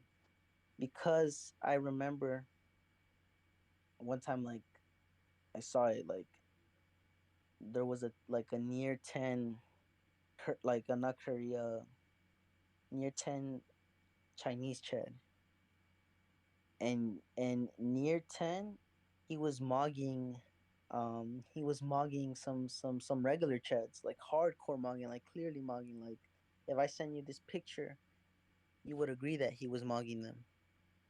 And he had a JBW wife, just be just be just be right just be right woman wife, you know. And he was close to a 10, and he was mogging like just these regular chats just by standing next to them, like there was a bunch of like different like just be right chats. And even I think one Tyrone that he had taken the picture with, he had taken different pictures, and in all of them he was clearly mogging. So that's where my stance. Like from 5 to 9, you're still gonna be popular and successful, but you're not gonna get the respect that Tyrone's and just be right do. You're not gonna get that same respect that they do. But once you get closer to a 10, it doesn't matter anymore because you're just literally like close to perfection already. Like once you're touching perfection, no matter what race, even if you're Chinese, if you're Curry, like if you're close to a 10, like that just is so powerful. That perfection, that light, you know, is just so encompassing that it overshadows anything else, in my opinion. Interesting, I interesting. don't know. Yeah, I know. Like it's because RMR, like he really did. I'm telling you, like I wish you had met the old RMR, like before he went AFK and before he went all spiritual and stuff. Like old RMR, like he was something, like he convinced a lot of people in Mamoon, actually in 2.0. He convinced a lot of people in Mamoon, like with some of his theories. But like he just never, like, he got tired of it. He said that Mamoon was just a bunch of like, he said that he didn't like the way that a bunch of people like the way that people in Mamoon acted, and that he just didn't want to like spend his time there. That he thought it was better to make his own server and do his own, like, invest his time in there. And yeah, there's some differences in opinions, but there was a lot of things that I think that a lot of value that he brought, and thankfully his videos are still up. Like some of his early videos were really I think they really hit the nail on the head, in regards to like looks theory and things that go on there. It's actually a good thing you mentioned server, a Discord server as well. I normally have some kind of a link posted in the upper left hand corner, but if you want to contact me directly on my public Discord channel, just doing a little shilling, I guess you could say. uh, Inkwell Podcast, hashtag 0057. Uh, I check my DMs every so often. And as for the server itself, it's called Inkwell Podcast Hangout. You can go ahead and find the link to that in the about section of my YouTube channel. I set the link to never expire, so it doesn't matter when you decided to listen to this podcast. That link should always work, and if not, you can also contact me at my Gmail as well. I figured since I have a YouTube channel, I might as well just make a Gmail as well for this purpose. Inkwellpodcast1 at gmail.com. And check that every once in a while as well. But, all that nonsense aside, um, I want to bring the conversation to a bit of a different island, so to speak, now, at least for a little while. Yeah. I wanted to Um. ask your opinion on young cells. What do you think about young cells? Um. What roughly what age range? Like just all around like early teens to late teens, or early teens to like late 20, like to 20s. Anytime I've heard the term young cell used, it seems like the general sentiment is around, I would say, early 20s and younger. Yeah, I would agree. Um, I I think I think when you're a young cell, it's very important. It's very important that you like realize that your life isn't like you don't want to bit you don't want to bitter your life just yet. You have to really like before you make a decision you have to really think about you know where you're gonna if you're gonna categorize yourself mentally as an inkwell, because like one thing that people don't realize is the way that you see yourself has like a huge impact on your decisions. If you like if you bite the black pill and you start seeing yourself as, oh, I'm just subhuman, like nothing matters, well, if you ever had a shot, you're not you're not you're not gonna like find out, especially when you're young, because you know puberty changes how you look. And if you're stunting that with depression, as you yourself saw the difference that 2 years made at a late age. you know I was already late teens, super late teens, That is true. crossing crossing early 20s. And if I had and I had you know if I had bitten the black pill and said, well, you know what, nothing matters, what's the point, time to cope, I never would have seen those changes that could lead me to to the reward, the ultimate reward, so to speak. That is and and I fair. That's fair. and I think that when if you are deciding if you're like if you're a young cell or not, like you gotta first you gotta determine, like, if you are for sure a young cell, like for sure 100%, there's no question about it. You are like physically deformed, you are like 3 like out of 10, or you have like forms of mental illnesses that just inhibit you. If you are for sure, then that's a different case. If you're for sure a young cell, then at that point I would suggest find your copes, explore yourself, explore your hobbies, explore you know anything that can bring you joy, because it's it's like it's over. If you can try to, like, if there's a way to find a solution, try to find it. But more likely than not, it's game over. So you just gotta start finding your copes and gotta start finding peace, and know most importantly, know that none of it was your fault. That sometimes life deals us bad hands, and that you were dealt a bad hand, you know, and that there are people who have sympathy for you, like, and maybe you don't. And this is not meant in any like disrespectful way, like don't try and you're not being pitied. You just have sympathy, rightful sympathy. Like,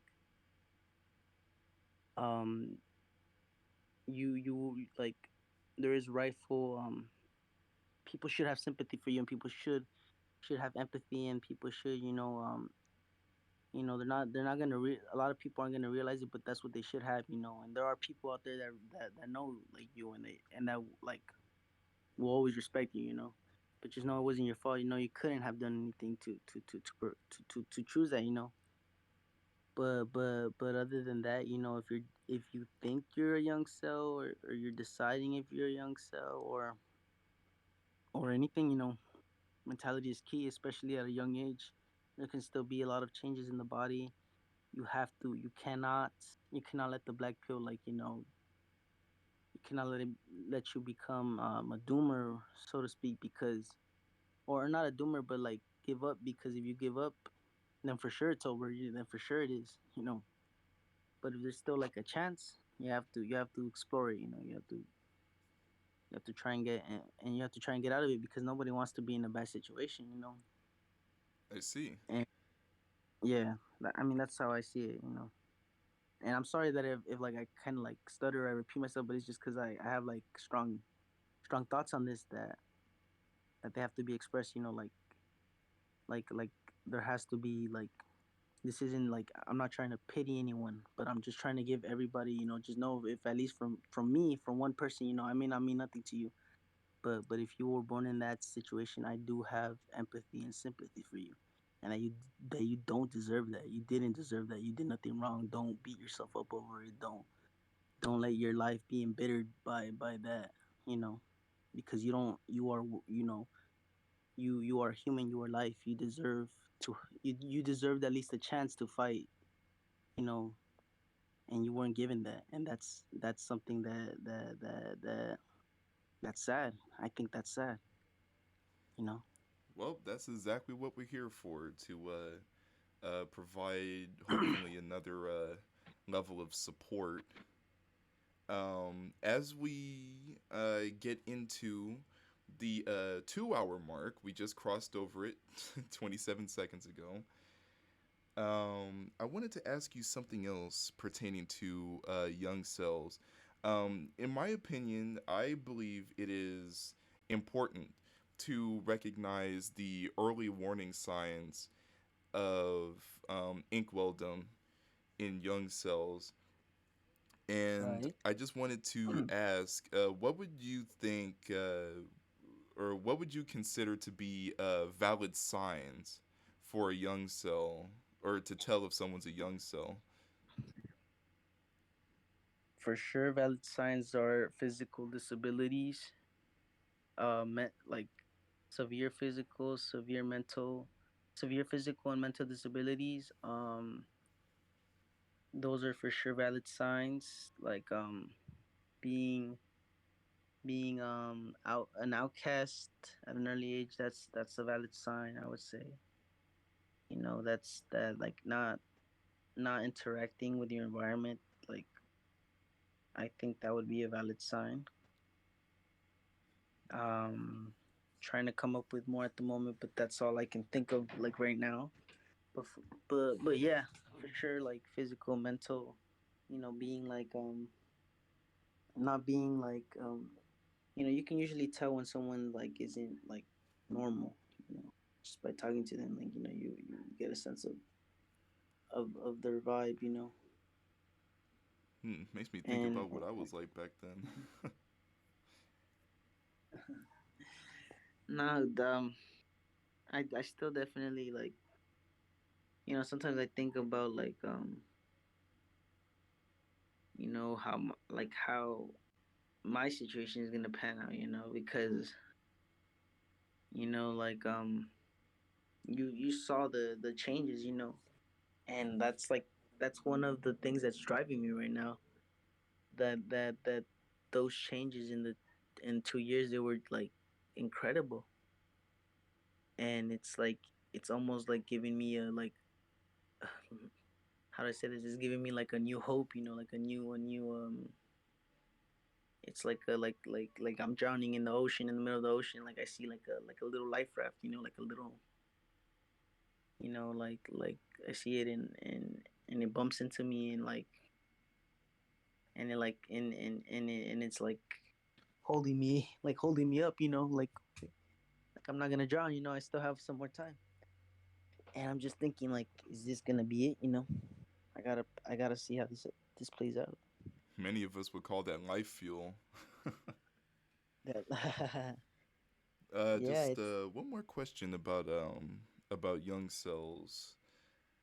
right. Some would say like, oh, young cells are too young; they don't have enough experience. Some would probably even say young cells shouldn't be in the community at all. What? How would you respond to that? Yeah, I would agree actually. I think young souls the most important thing when you're a young soul is and as a human in general, not even as in like for everybody, I would say is your environment. Your environment. It's like how do I tell you this? Would you be surprised if I told you that I actually had no problem being inkwell? The first night, the first like 19 years of my life, I never really as I described to you, and I don't know if you got like the vibe that I gave off when I described it to you, but basically all the women that were interested in me, it was just a byproduct of my gesture maxing and my very friendly and social attitude. But I never really pursued it because I didn't want to. Like first of all, like I wasn't like sure I wasn't confident, sure I didn't really know how to do it, but I never found the need to. Like I was happy being who I was.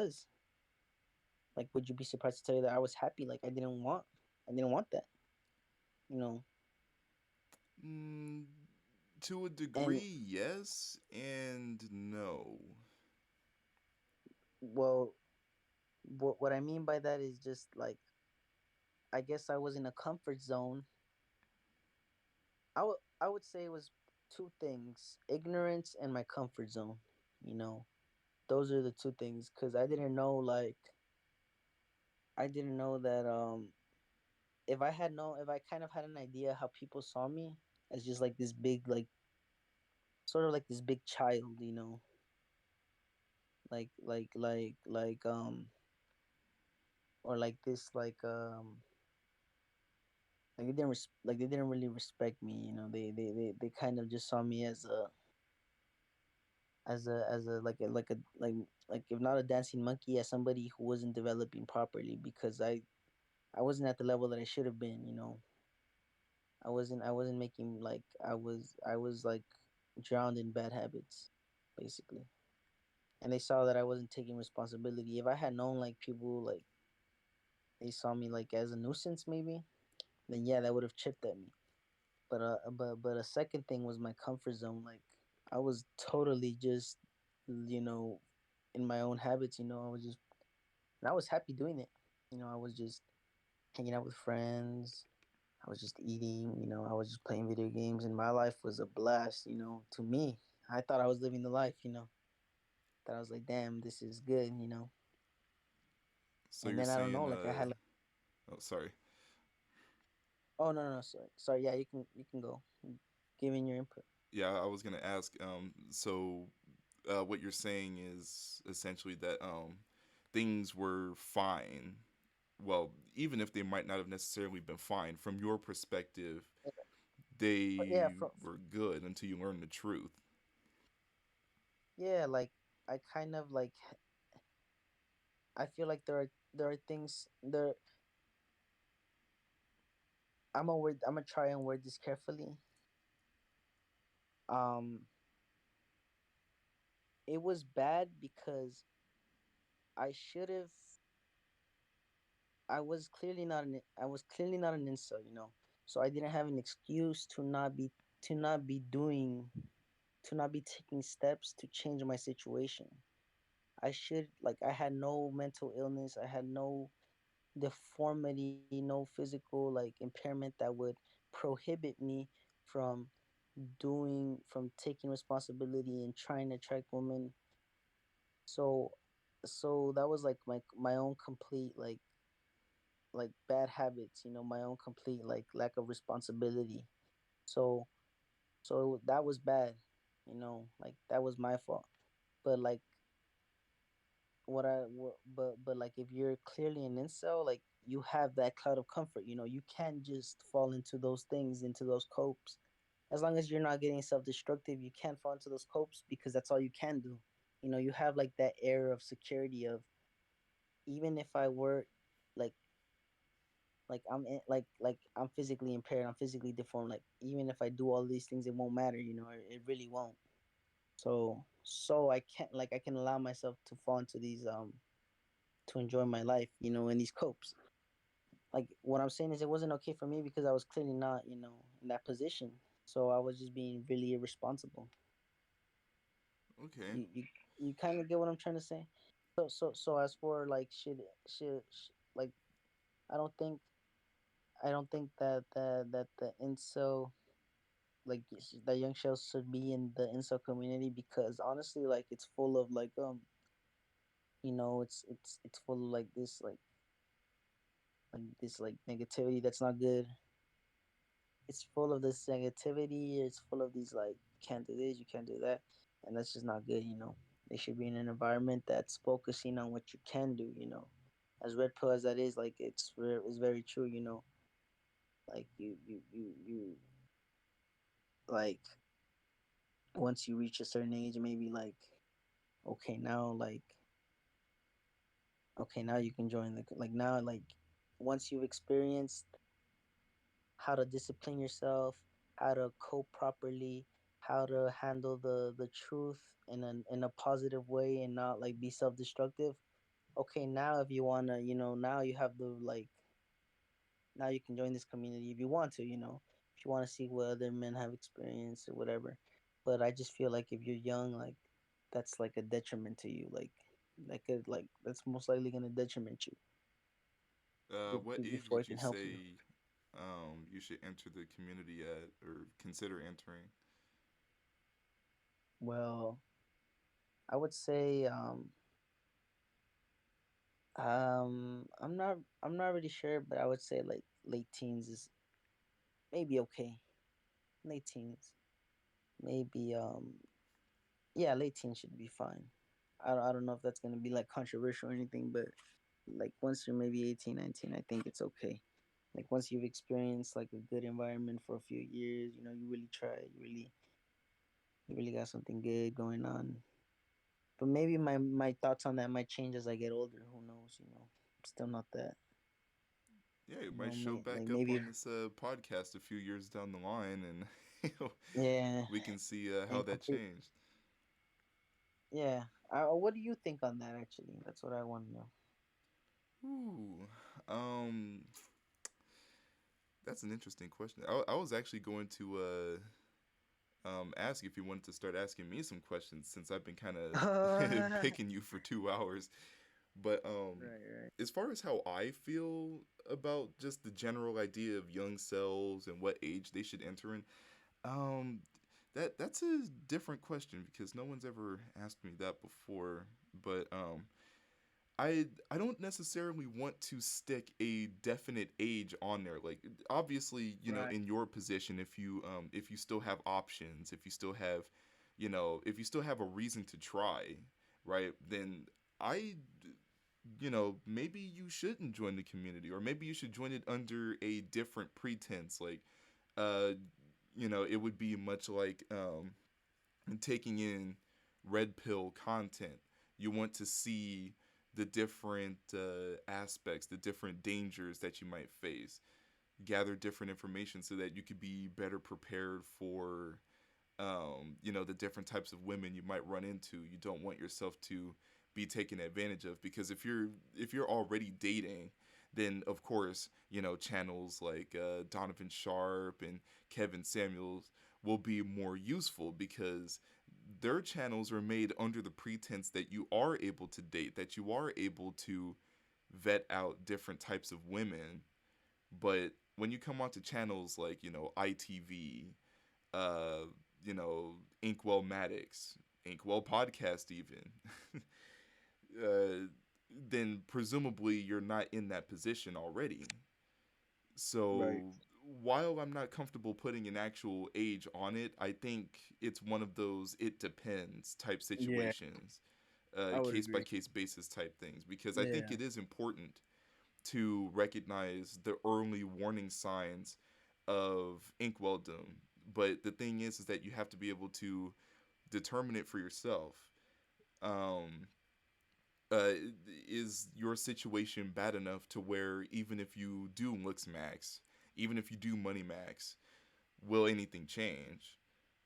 Right. And in my situation, I'm not going to say it definitely wouldn't change, but my standpoint for a while has been I'm just not sure if it's worth it. I'm not convinced that it's worth it. But at the same Hmm. time, like that almost sounds like I'm Volcel, but the thing is that I'm not.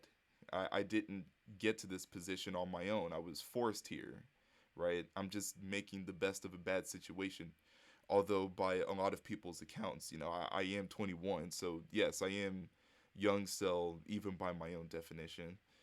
But um, as far as I can tell, just uh, look at your own situation and determine it for yourself, because everyone has their own sort of interpretation on what being young cell means and whether or not it's a valid position. You know, should you even be in the community? I don't know if I'm comfortable deciding that for other people personally. I think it just depends on what your reasoning is. I actually think you brought up a lot of great points, and I would agree. Like, I do think it's more important to look at a case by case basis, and that it's hard to generalize. Like, it's very tricky to generalize. This is more of a like a gray of a gray area, you know.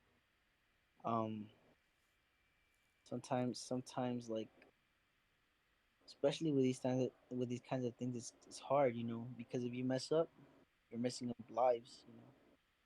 Exactly. For I do definitely agree that maybe joining with like a pretense is better.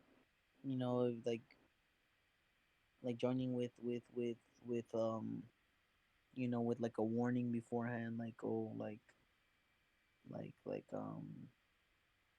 be careful of the cult mentality. You know, be careful of being drawn into like, you know, these like self hating, like sometimes I almost get the vibe that they're not happy. You know, they hate themselves, and I think that's like a bad position to be in because if you're incel, like you shouldn't like hate yourself. You know, you should never hate yourself because like life like this is something you couldn't really choose. You know. Yeah, I mean, being an inkwell, it's hard enough on its own without you hating on yourself. Like, it's understandable, like, why some people do it, but at the same time, it's borderline delusional. I don't think there's any real reason why you should sit there and, make the situation even harder than it already is. There's simply no point in it. You'd be better off coping, making the best of the situation instead of sitting there and just, you know, what's the term I'm looking for? Stirring in it, if that makes sense. Like, it's cool to talk about it. It's cool to get involved in the community.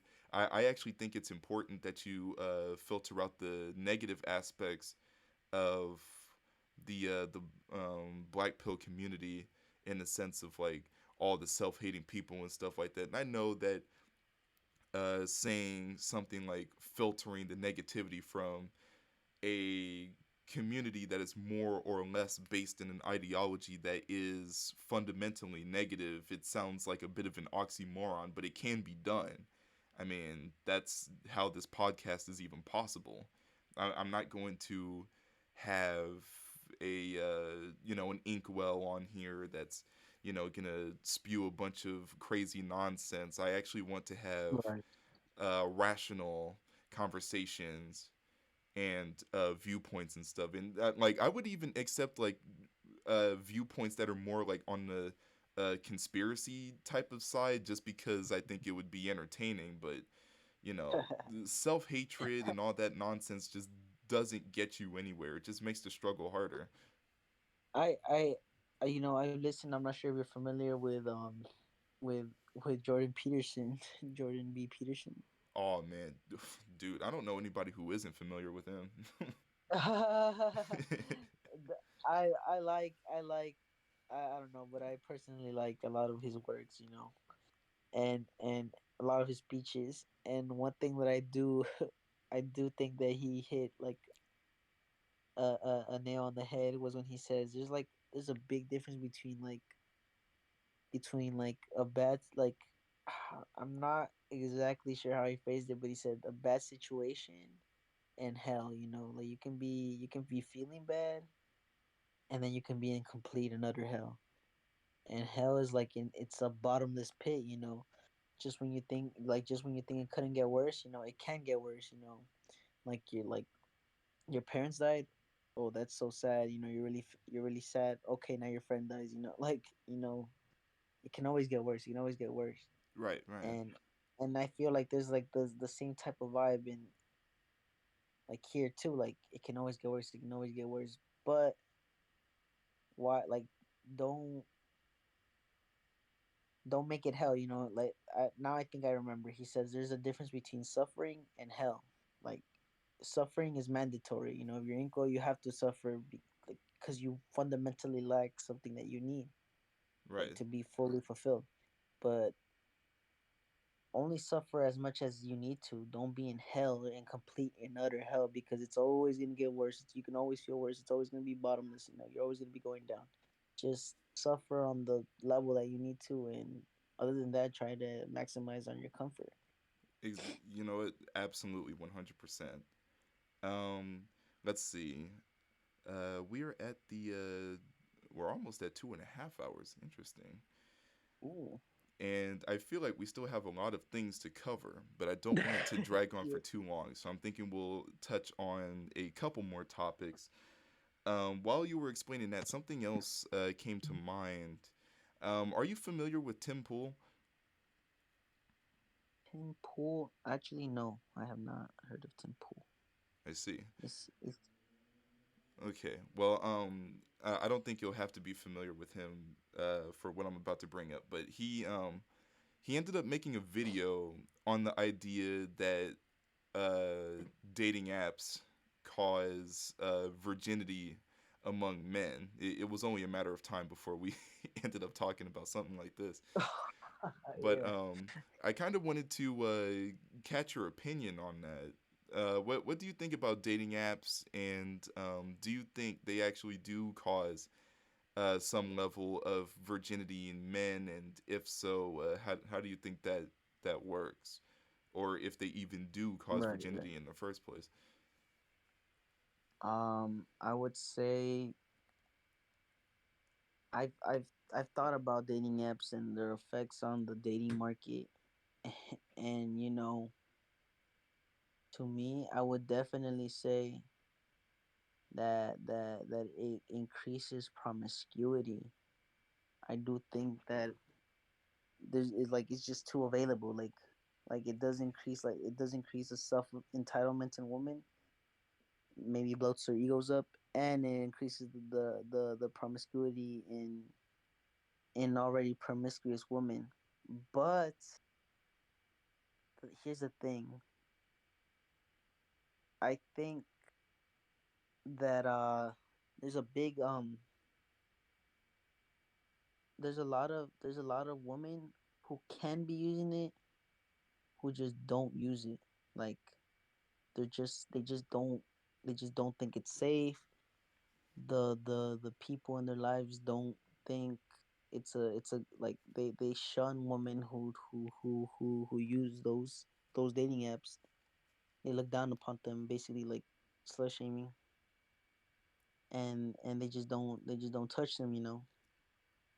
That's And interesting. I and I like and like granted, like as life continues, I may change my views, but I'm only telling you what I've known, what I know.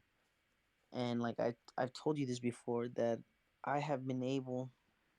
See, I only use myself as an example because like I like that's all I can go off of sometimes. Me as someone who I was someone who graduated high school, right? I graduated high school and I went 2 years without talking to anyone from there. The only people I would talk to are like my close friend group. But then I didn't talk to no girls. I had lost a decent amount of weight, and but I that's it. That's where it stops. Maybe like my face showed up. My face like was more a little more defined. That's it. And then I hopped back on social media, and I was able to. I posted a few photos. It got a lot of attention. People were like, "Wow, like you changed." And I had hit up like girls that I knew that I had known in high school, and these were girls that I was hitting up out of the blue after like 2 years, not of having zero contact with them. And these girls were my looks level. They were my looks level, and in my opinion, like just saying they're in my looks level, like it's two completely different worlds. When you're talking about a like 5 out of 10 women and a 5 out of 10 guy, 5 out of 10 women have like if they join a dating app, they'll get like 50, 60, 70, like hundreds of matches. You know that, we know the studies. We've seen the like how ugly they get and how many matches they get. Grannies fuck, for God's sake. Like Yeah, there's no grannies get, denying that. yeah. So I know, like, for one girl we were completely looks matched. The other girl slightly mugged me, but then that's just like looks, and then we take into the fact that I'm male and they're female, like their value automatically multiplies, and I was hitting up. Now I'm here in Cali, uh, right by LA, and the only thing is that we are like children of first generation or second generation immigrants, and we're Hispanic, and a lot of people say that Hispanics have strong like communities, and that they usually date amongst each other. Hmm. And I just don't know if that's really valid. That they're just like, there's this thing that I'm not sure if you've heard of, but it's called just be a Hispanic pill. And you mentioned that you didn't really know much about it. Yeah, I'm still like in shock that You're that's still, even a pill. I never yeah. heard of that I'm. before. I Let me tell you, I've always gotten like clowned on for that fact. I'm telling you, when I first joined Face, like the servers, they were always asking every time I would get on VC, they would be like, "Oh, what spick and span? Like, are you like actually is like why are you even here?" And then I'm like, "What do you mean?" And they say, "Well, like Hispanics, they always date amongst each other. Like even the ugliest ones get girls. Like they're not pretty, but they still get girls, and they just have kids, and they all just have kids. They all get together." And I would say there's a sense of truth in that, but that's over there, and like from what I've seen, like that's over there, and like in Mexico, or in El Salvador. Like I've seen that happen. I talked to a lot of people from Mexico and El Salvador. That's where I've seen that definitely. Like there's a sense of truth, but me as like as us as children of first and second generation immigrants, it's just not like we're born around each other, but we hang around each other, but like that's it. Like I don't see any like any difference, like so to speak. We're just a little poorer, but we're still like low middle class. It's not even like that different economically speaking. And they're women. So I don't know. I just don't know if, and we're like, I don't know, like people, they always clowned on me for that. They always said that I should be like having it easy. I should be, you know it should be a breeze for me, but I just never saw that. And maybe in a later podcast, like, people like comment and ask me, I can like we can have like a Q&A, and I can like we can go and explore that a little bit more, because I'm telling you, it is very popular. Like I always got clowned on it for that. I but really but hope but so, cause like, man, that has to be interesting to to look through. I read through the entire Inkwell wiki. Like I was bored at work like 2 years ago, 2 3 years ago, and I was reading through that entire thing, and I did not see anything related to Hispanic pill. wow. That's That, crazy. that, yeah, we're gonna have to definitely explore that, unless things have changed in the community that drastically in like the since 2.0 and 3.0, because as you know, I haven't been active for the past like months. Like I'll pop in every once in a while and I'll say what's up, but other than that, like I don't think it's changed that drastically. But if not, we can definitely get on there, and we'll explore that. I think we can because 4.0 is definitely different than even 3.0. It changed a lot. and I think it also got downsized a fair bit too. There's still some spurgs on there, I guess you could say, but There I was a like mean, there was a split. I was there for the split. That's why I stopped being active, because there was like a whole like the community wasn't like, there was a hissy fit, and the mods they wanted everybody back on Mamoon, but I thought they were taking it too far, because if people don't want to be in Mamoon, well, they can choose not to be in Mamoon. Like this isn't a cult. This isn't like we're all just link well, and we all have like an experience, and if we want to be in this server, we can choose to be in it. We don't have to be in it. And Mamoon at the time, like there were certain mods that wanted people to be in it by force. You know, but yeah, but that's definitely not a that's good recipe. yeah, but that's beside the point. The thing is that, yeah, that just be spick pill. Like, oh my god, that like, it had annoyed me to the point that I didn't even like go on, because I would be like pestered about it. But I think like the bigger thing is what the bigger issue, like it's not really like just be spick, but it's more just be poor pill. Like that, like the thing is, in Southern America, the poverty is rampant, that women cannot survive by themselves. They need to partner up with a guy that works, so that they can have enough money, so that the guy can provide the food. Yeah, but at so what so cost? Because like, wouldn't you also be just super poor too? Like, how willing, how low are you willing to go to get a woman? yeah, that's the thing. And the thing is that there they have like, because they're all poor, like the only thing they do is like they have get-togethers, so that they can all have fun, like kind of cope with poverty, like they're all like, oh yeah, they're poor, but we're like we're gonna be super connected, and we're all gonna be super, and happy and everything.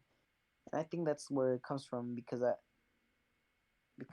like when there's necessity, women aren't picky with their men, like when when when when they need like a provider, they will settle down. And the thing is that, like, yeah, that I'm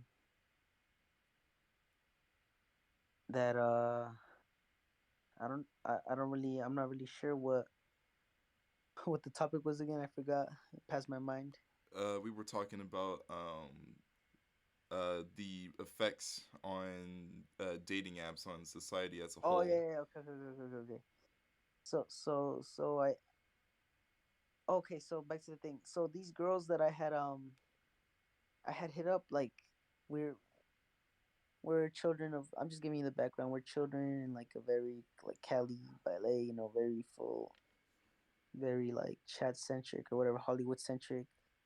And so you would expect that these girls, oh okay, they get on social media, like we're already past high school, so this is already early adulthood. So you would think, okay, like Tinder, they'll get chat, and they're good to go, they're set to go, they're women. Well, no, like, no, like instead they respond to some kid who I wasn't even done with like that. I wasn't even looking like the photo that I sent you. I was still in the like super beginnings of that. So I was still more like the first photo than I was like the second photo. So instead they respond to like the one kid that went to their school with them, that had just lost a bit of weight, but that was normie by all accounts, you know, and and and and was just a Jester Max clown. Like I was just clowning the whole time in that era of my life.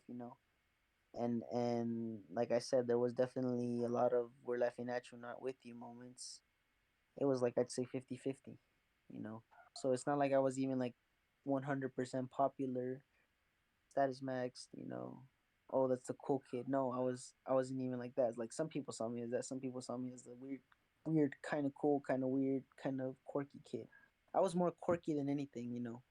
Quirky and social and friendly. So it's not like so what I mean by that is like I wasn't even 100 like popular like jock. No, I was just a normie who was quirky and who was social. So instead, like 2 years later, like this that kid messages them saying, "Hey, let's hang out," you know, as friends or whatever. Let's just kick it. Like you would think they wouldn't give me the time of day, but no. Like I hanged out like with the first girl we hanged out. You know, we were chilling. We watched a movie or whatever. I had told you this, and you know like we over time like we hanged out more and we brought alcohol into the mix and it culminated into some things happening, but I couldn't like but because of my lack of experience, I couldn't really like completely seal the deal, and it wasn't anything like to brag about in my mind, you know. I'm sure to a lot of inkos are like punching the air. But that was with the first girl. With the second girl, she was a little bit more popular, a little more outgoing, and that just makes it even better, an even better argument for me, that the fact that she was like in her time she was popular, you know. In her time she was in the running team and she had ran and she had decent amount of friends and she was like normal talkative girl. And if you're a normal talkative girl, you're automatically going to have a lot of friends. And she had even had a boyfriend who mocked me, you know. He had like a whole goatee thing going on, so he definitely masculinity mocked in the looks department. And then this kid like me, like who looks more like the first photo, which is like baby face and whatever, hits them up. Who who I just like hits them up randomly out of social media, like says, "Hey, you want to hang out?" And she says yes, you know. And we hang out multiple times. But I tried like I never made a move because I didn't feel it was right, you know. I was like trying to sense the vibe. I just couldn't sense the vibe. Like I tried to get into it, but but she didn't. She didn't like she wasn't giving me the choosy signals like the first girl. And or maybe she was, but I didn't understand due to my lack of experience. Whatever. But the point is, we still hang out like a good number of times, and I'm still in like messaging her. I'm still saying like, "Hey, what's up?" Or "Hey, do you want to go to the beach or something with some friends?" And I'm just saying like these two girls like they could easily like they could easily be on Tinder and getting like, you know, chads and moggers, you know, or chad lights at least, like tall high tier normies at the very least. I know they can, but why didn't they do it? And I think I have the answer. You know, my answer was that like in my eyes, I think that women just aren't confident in themselves. Like, you know, they really have like they really are they really stick to what's safe and to what's comfortable more than anything. The only reason they were able to get, you know, this far is because society has literally pushed them to be like strong and independent. If it wasn't that way, they would never choose to be strong and independent. Like they like being comfortable. They're not really like they're not really like men who take initiative, you know. Like a lot of like men like have natural ambition, have natural confidence, have like this willingness to like go out and search like in the world, you know, go out and search like the environment or whatever and deal with the dangers. But women, I don't think they're like that. I mean, now they're like that. Now they're promiscuous and now they go out and like, you know, do all those things, but because it's safe, you know, because like now we have like this advanced, you know, like society that makes sure there's a police force everywhere that keeps them safe, and they're encouraged to do that, and they're pushed to that. But if they're not pushed to that, they wouldn't. But back to the like second girl. So I hang out with her one time. I didn't feel any choosing signals. But then I hang out with her a second time and we go to this like park, right? We go to this park and we climb this like tower, this water tower. And I remember she told me she had to use the restroom, and she says I have to use the restroom. I'm like, go down there and go like by a bush. And we were playing music on her phone, and she says, okay, I'm gonna go here. Here, have my phone. You can change the music if you want to. I don't have a password on it. You get what I'm saying? Like, so you see, so she hands me her phone. She doesn't have a password. She tells me she trusts me not to look at her phone. And I'm just saying, like, what the hell? Like, you, like, if I told this to any black pillar, they would be like, what? This isn't reality. This is your fantasy. And I, being a trustful person, I look through it because I'm curious. I open the phone, and you know what I do? What? I I go I go to the apps, and guess what I find? Tinder? Yeah, I find Tinder. I open it, and I see 65 matches, and I'm like, what the hell? Like, this is true. Like, this black pill is true, but why does she have these 65 matches? But why is she here like with me? Like, that's what's not clicking. That's what's not making sense. Like, and these guys had been hitting her up and messaging her, and then I don't go into it too much. I just see it, and I just like, well, it's true. The black pill is true. Like, she does have a bunch of like simps or a bunch of guys hitting her up. I close the app. I just go change the music. And then like she comes back up. I hand her her phone back. No, no, I remember I opened a social media app and looked through it, and there was like some guy that I think had messaged her off Tinder, like asking for something, like what are you kinks or something like that, but she hadn't responded, and I'm like, this is so weird. This is so like Twilight Zone. But I don't know. I just closed the app. I closed everything. I closed the phone, and I just changed the music, and I gave it back to her. And I'm just thinking like, well, she does have all these options, but what is she doing with like me? This baby face. 5'7".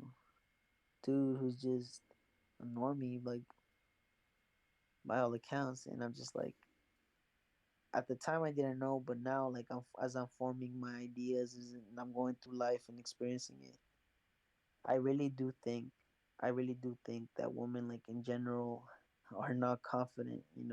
I think it's because of it. I told you, like, testosterone is what gives men, what makes men men.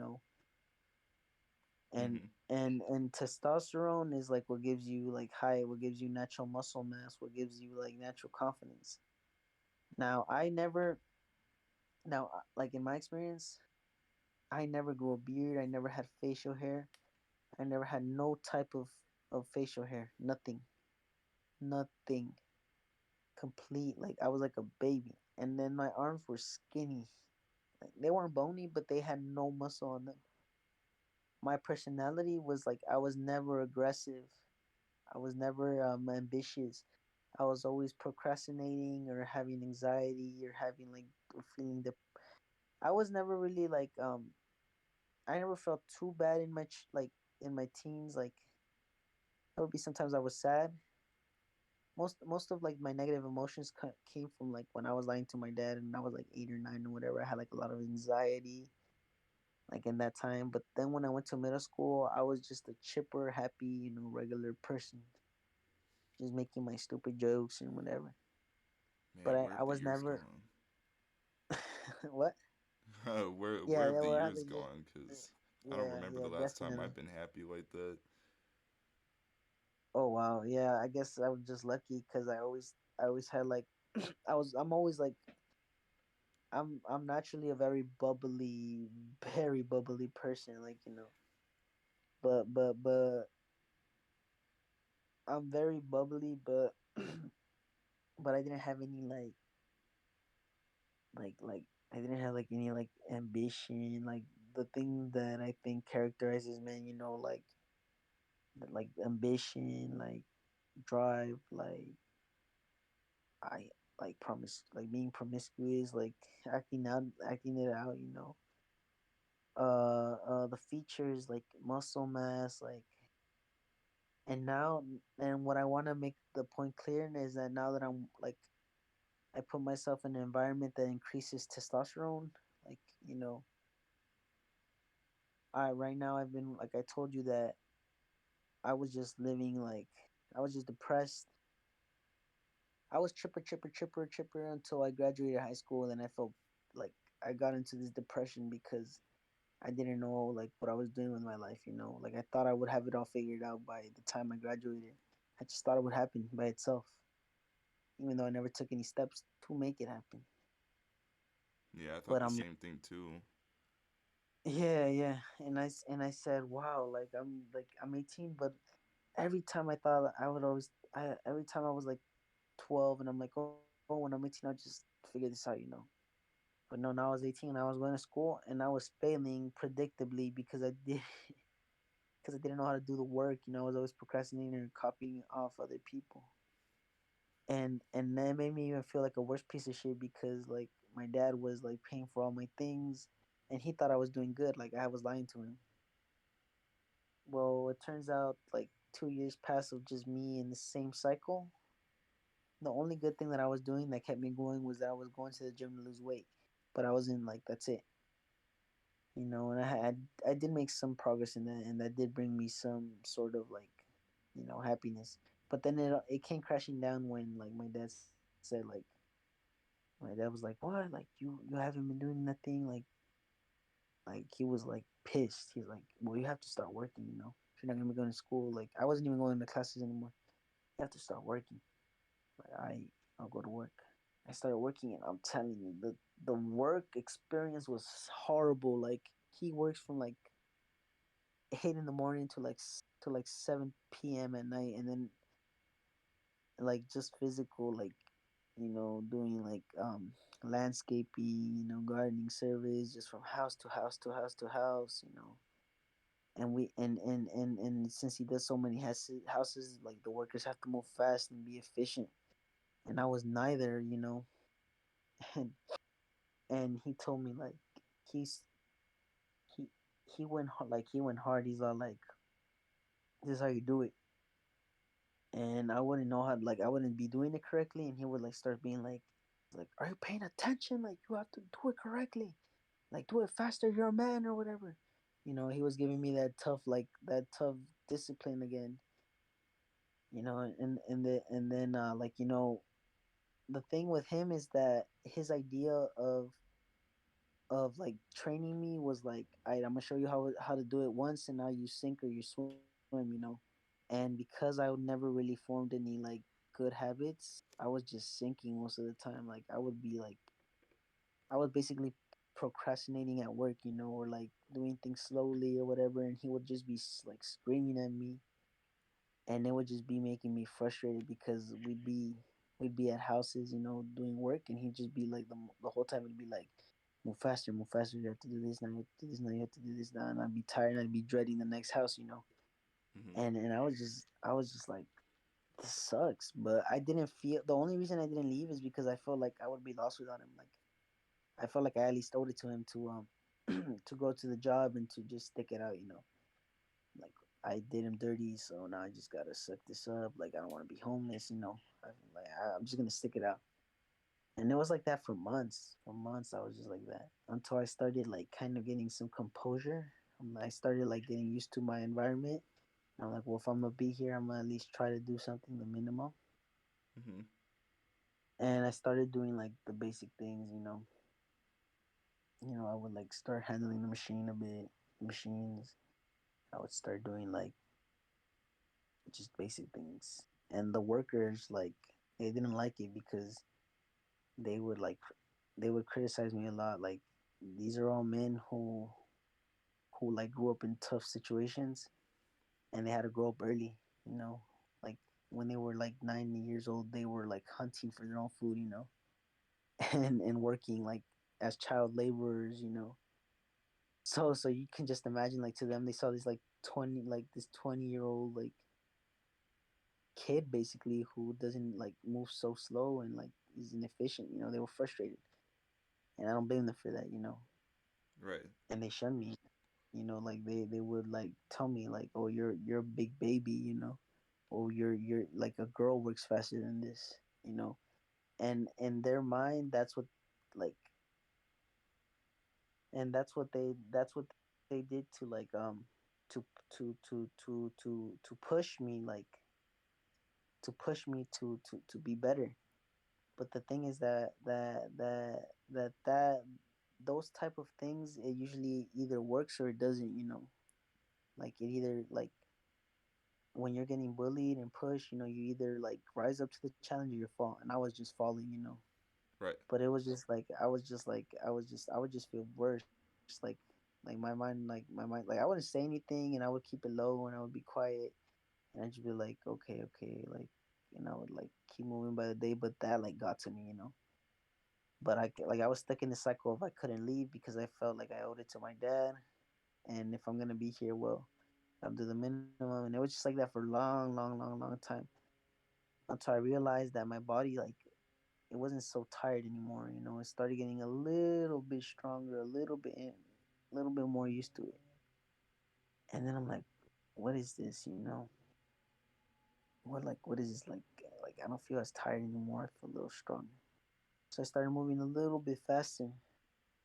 And at first like it was only making a slight difference, but then like one day it made like I guess it made a big difference. And the workers like they were telling me like, wow, you actually worked hard today. Like we could tell.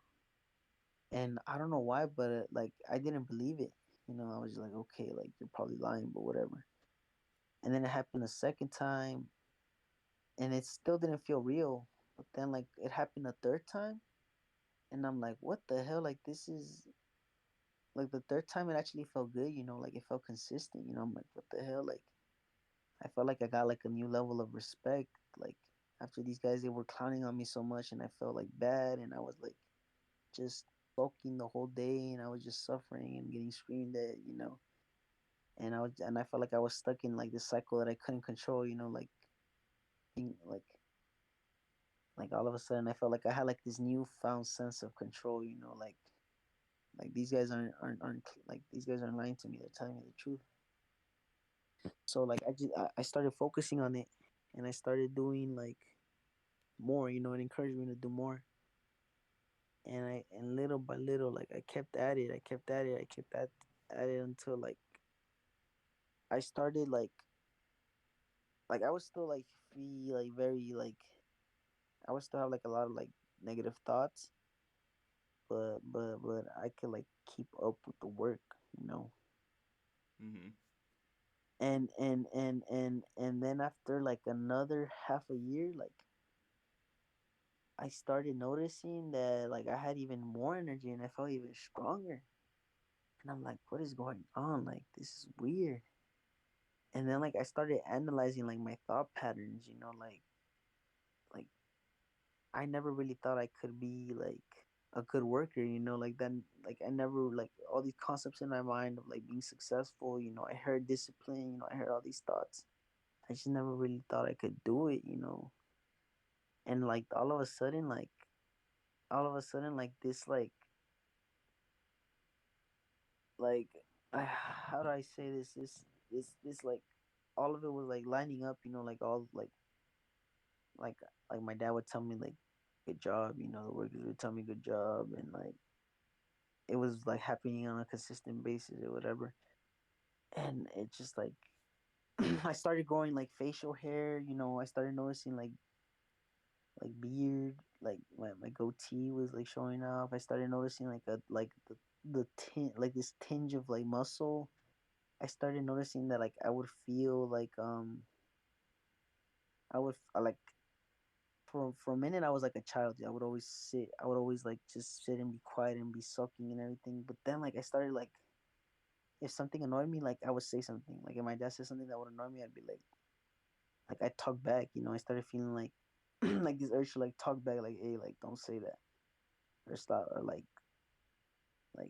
or like if the workers were calling on me, I would say something back. You know, and like all of a sudden like at the time I didn't like I think now that I think about it, I think it's just like the effects of like I started getting like more testosterone in my body, and that's what led to it, you know. And like this this like ambition like has been growing. Like I started like feeling ambitious, you know, like I started feeling like this like this like urge to like prove myself, like, you know, like I go above and beyond, you know, I start going above and beyond to like and this wasn't like like like like this was something I had never felt before, like this urge to like prove myself, this urge to like to like show them that I can do it and I can do more and like impress them, you know, like and impress myself, you know. Like I started like not like now like I started like having like this ambition, like this thirst, you know, this like that I have to quench it, you know, and and it's just like it's just growing and it's just growing and it's just growing and I'm like, what is this? What it is this like what it feels like? You know, is this what it feels like to be like a man? You know, and I'm still in this process of like of developing it out, but like I sincerely do think it's the testosterone. I think it's just my body's like finally like producing testosterone and I'm just feeling the effects, you know.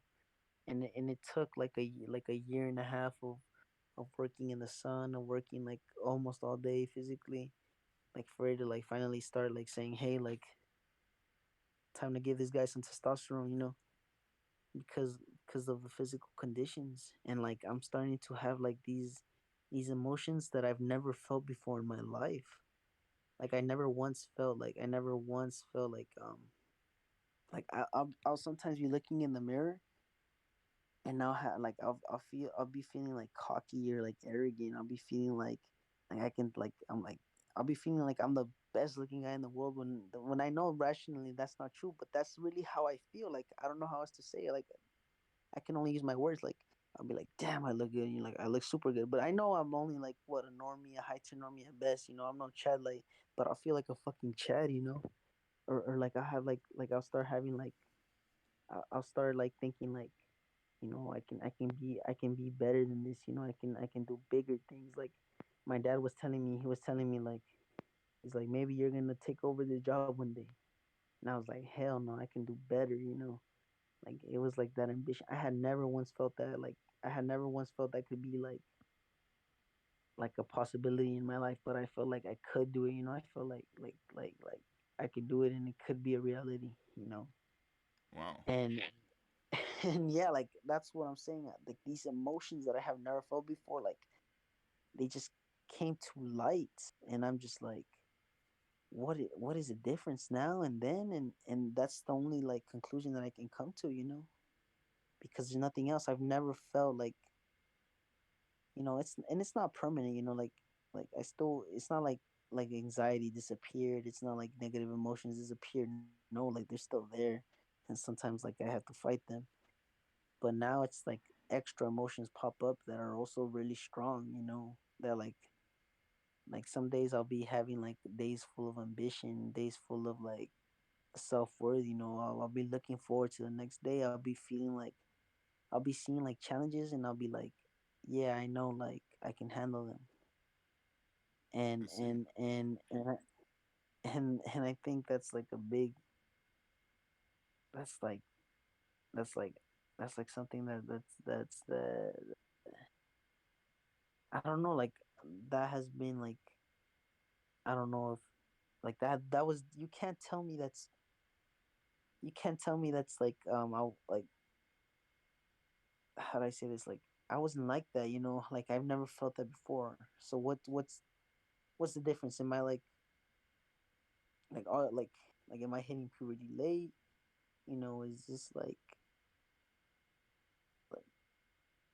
like what's the explanation? Like you tell me, what do you think? Like you this is the second time you hear this, but like I want to hear what you think on this whole thing, because I sincerely do think that it's like my body is like flipped a switch and it's like producing testosterone or producing whatever makes men like masculine or whatever, you know. Well, much like yourself, I'm not a scientist, so I don't know if I have any strong opinions on it, but it definitely sounds like something I should at least do some research on. How testosterone affects the way you sort of operate in general. But I feel like that's something that would be best saved for another segment because we are Yeah. closing in on the 3 hour mark, which is Right. something not even I Damn. really expected. But yeah, this was Yeah. actually a very fulfilling first episode of the podcast. I didn't think it would go on for this long, but lots of content here, and I feel like we touched on a lot of good topics too. I think now is about the Yeah. time we should start talking about some closing statements, some final thoughts and questions and whatnot. I don't know if you had any for me. Well, I just like wanted to ask you, like, do you think if you do you think physical fitness relates to how do I say how one can feel to the emotions that, like, do you think like physical fitness can help you be more quote unquote like naturally confident? I'm not sure about the confidence part, but I do believe there's actual science behind fitness and exercise having an effect on your mental state, your emotions, and of course your general physical health. There is scientific proof in that. I know that much. As far as confidence, I'm not sure if it's di- like a direct result of fitness, but I do think it could, at the very least, be a byproduct of the other good things that could be happening to your body as a result of exercise and whatnot. Although I would need to do some research on that so that I could have the information on tap, but I am pretty sure there is a scientific basis in that. Yeah. Well, I mean, other than that, I just I don't really I don't really have any more questions or anything. I guess I'm just happy that I was able to meet you and to do this thing, and I hope that in the future we can, you know, better explore the topics we covered. Oh, I absolutely. do right. I do feel like one comment I do want to make is that this is my second time saying some of these things, so like the emotions and the clarity and the rationality weren't as strong or as on point as I felt they were the first time. But maybe we can catch the vibe again, in the future, you know, Oh yeah, and certainly. and yeah, and improve. That's like we just want some feedback. We just want to offer, a place where we can all come together and learn the truth and improve, I guess. I definitely agree with that one, Span. Well, this has been the Inkwell podcast. Thank you for tuning in. I know this was a pretty long pre recorded episode, but I thought it would be nice to put out a fairly long auditory experience amidst the shorter videos that I will be uploading pertaining to specific topics. But Span, thank you for coming onto the podcast, being the very first guest to have on the show. I really appreciate it. No problem. And I hope to be a future guest. Oh, you certainly will. Don't doubt that. All right, man. Well, keep it safe. Have a good one. You too. Take it easy. And as for the rest of you guys, you also take it easy. This has been Cloud from Mamoon 4.0, your host of the Inkwell podcast, and I bid you all farewell.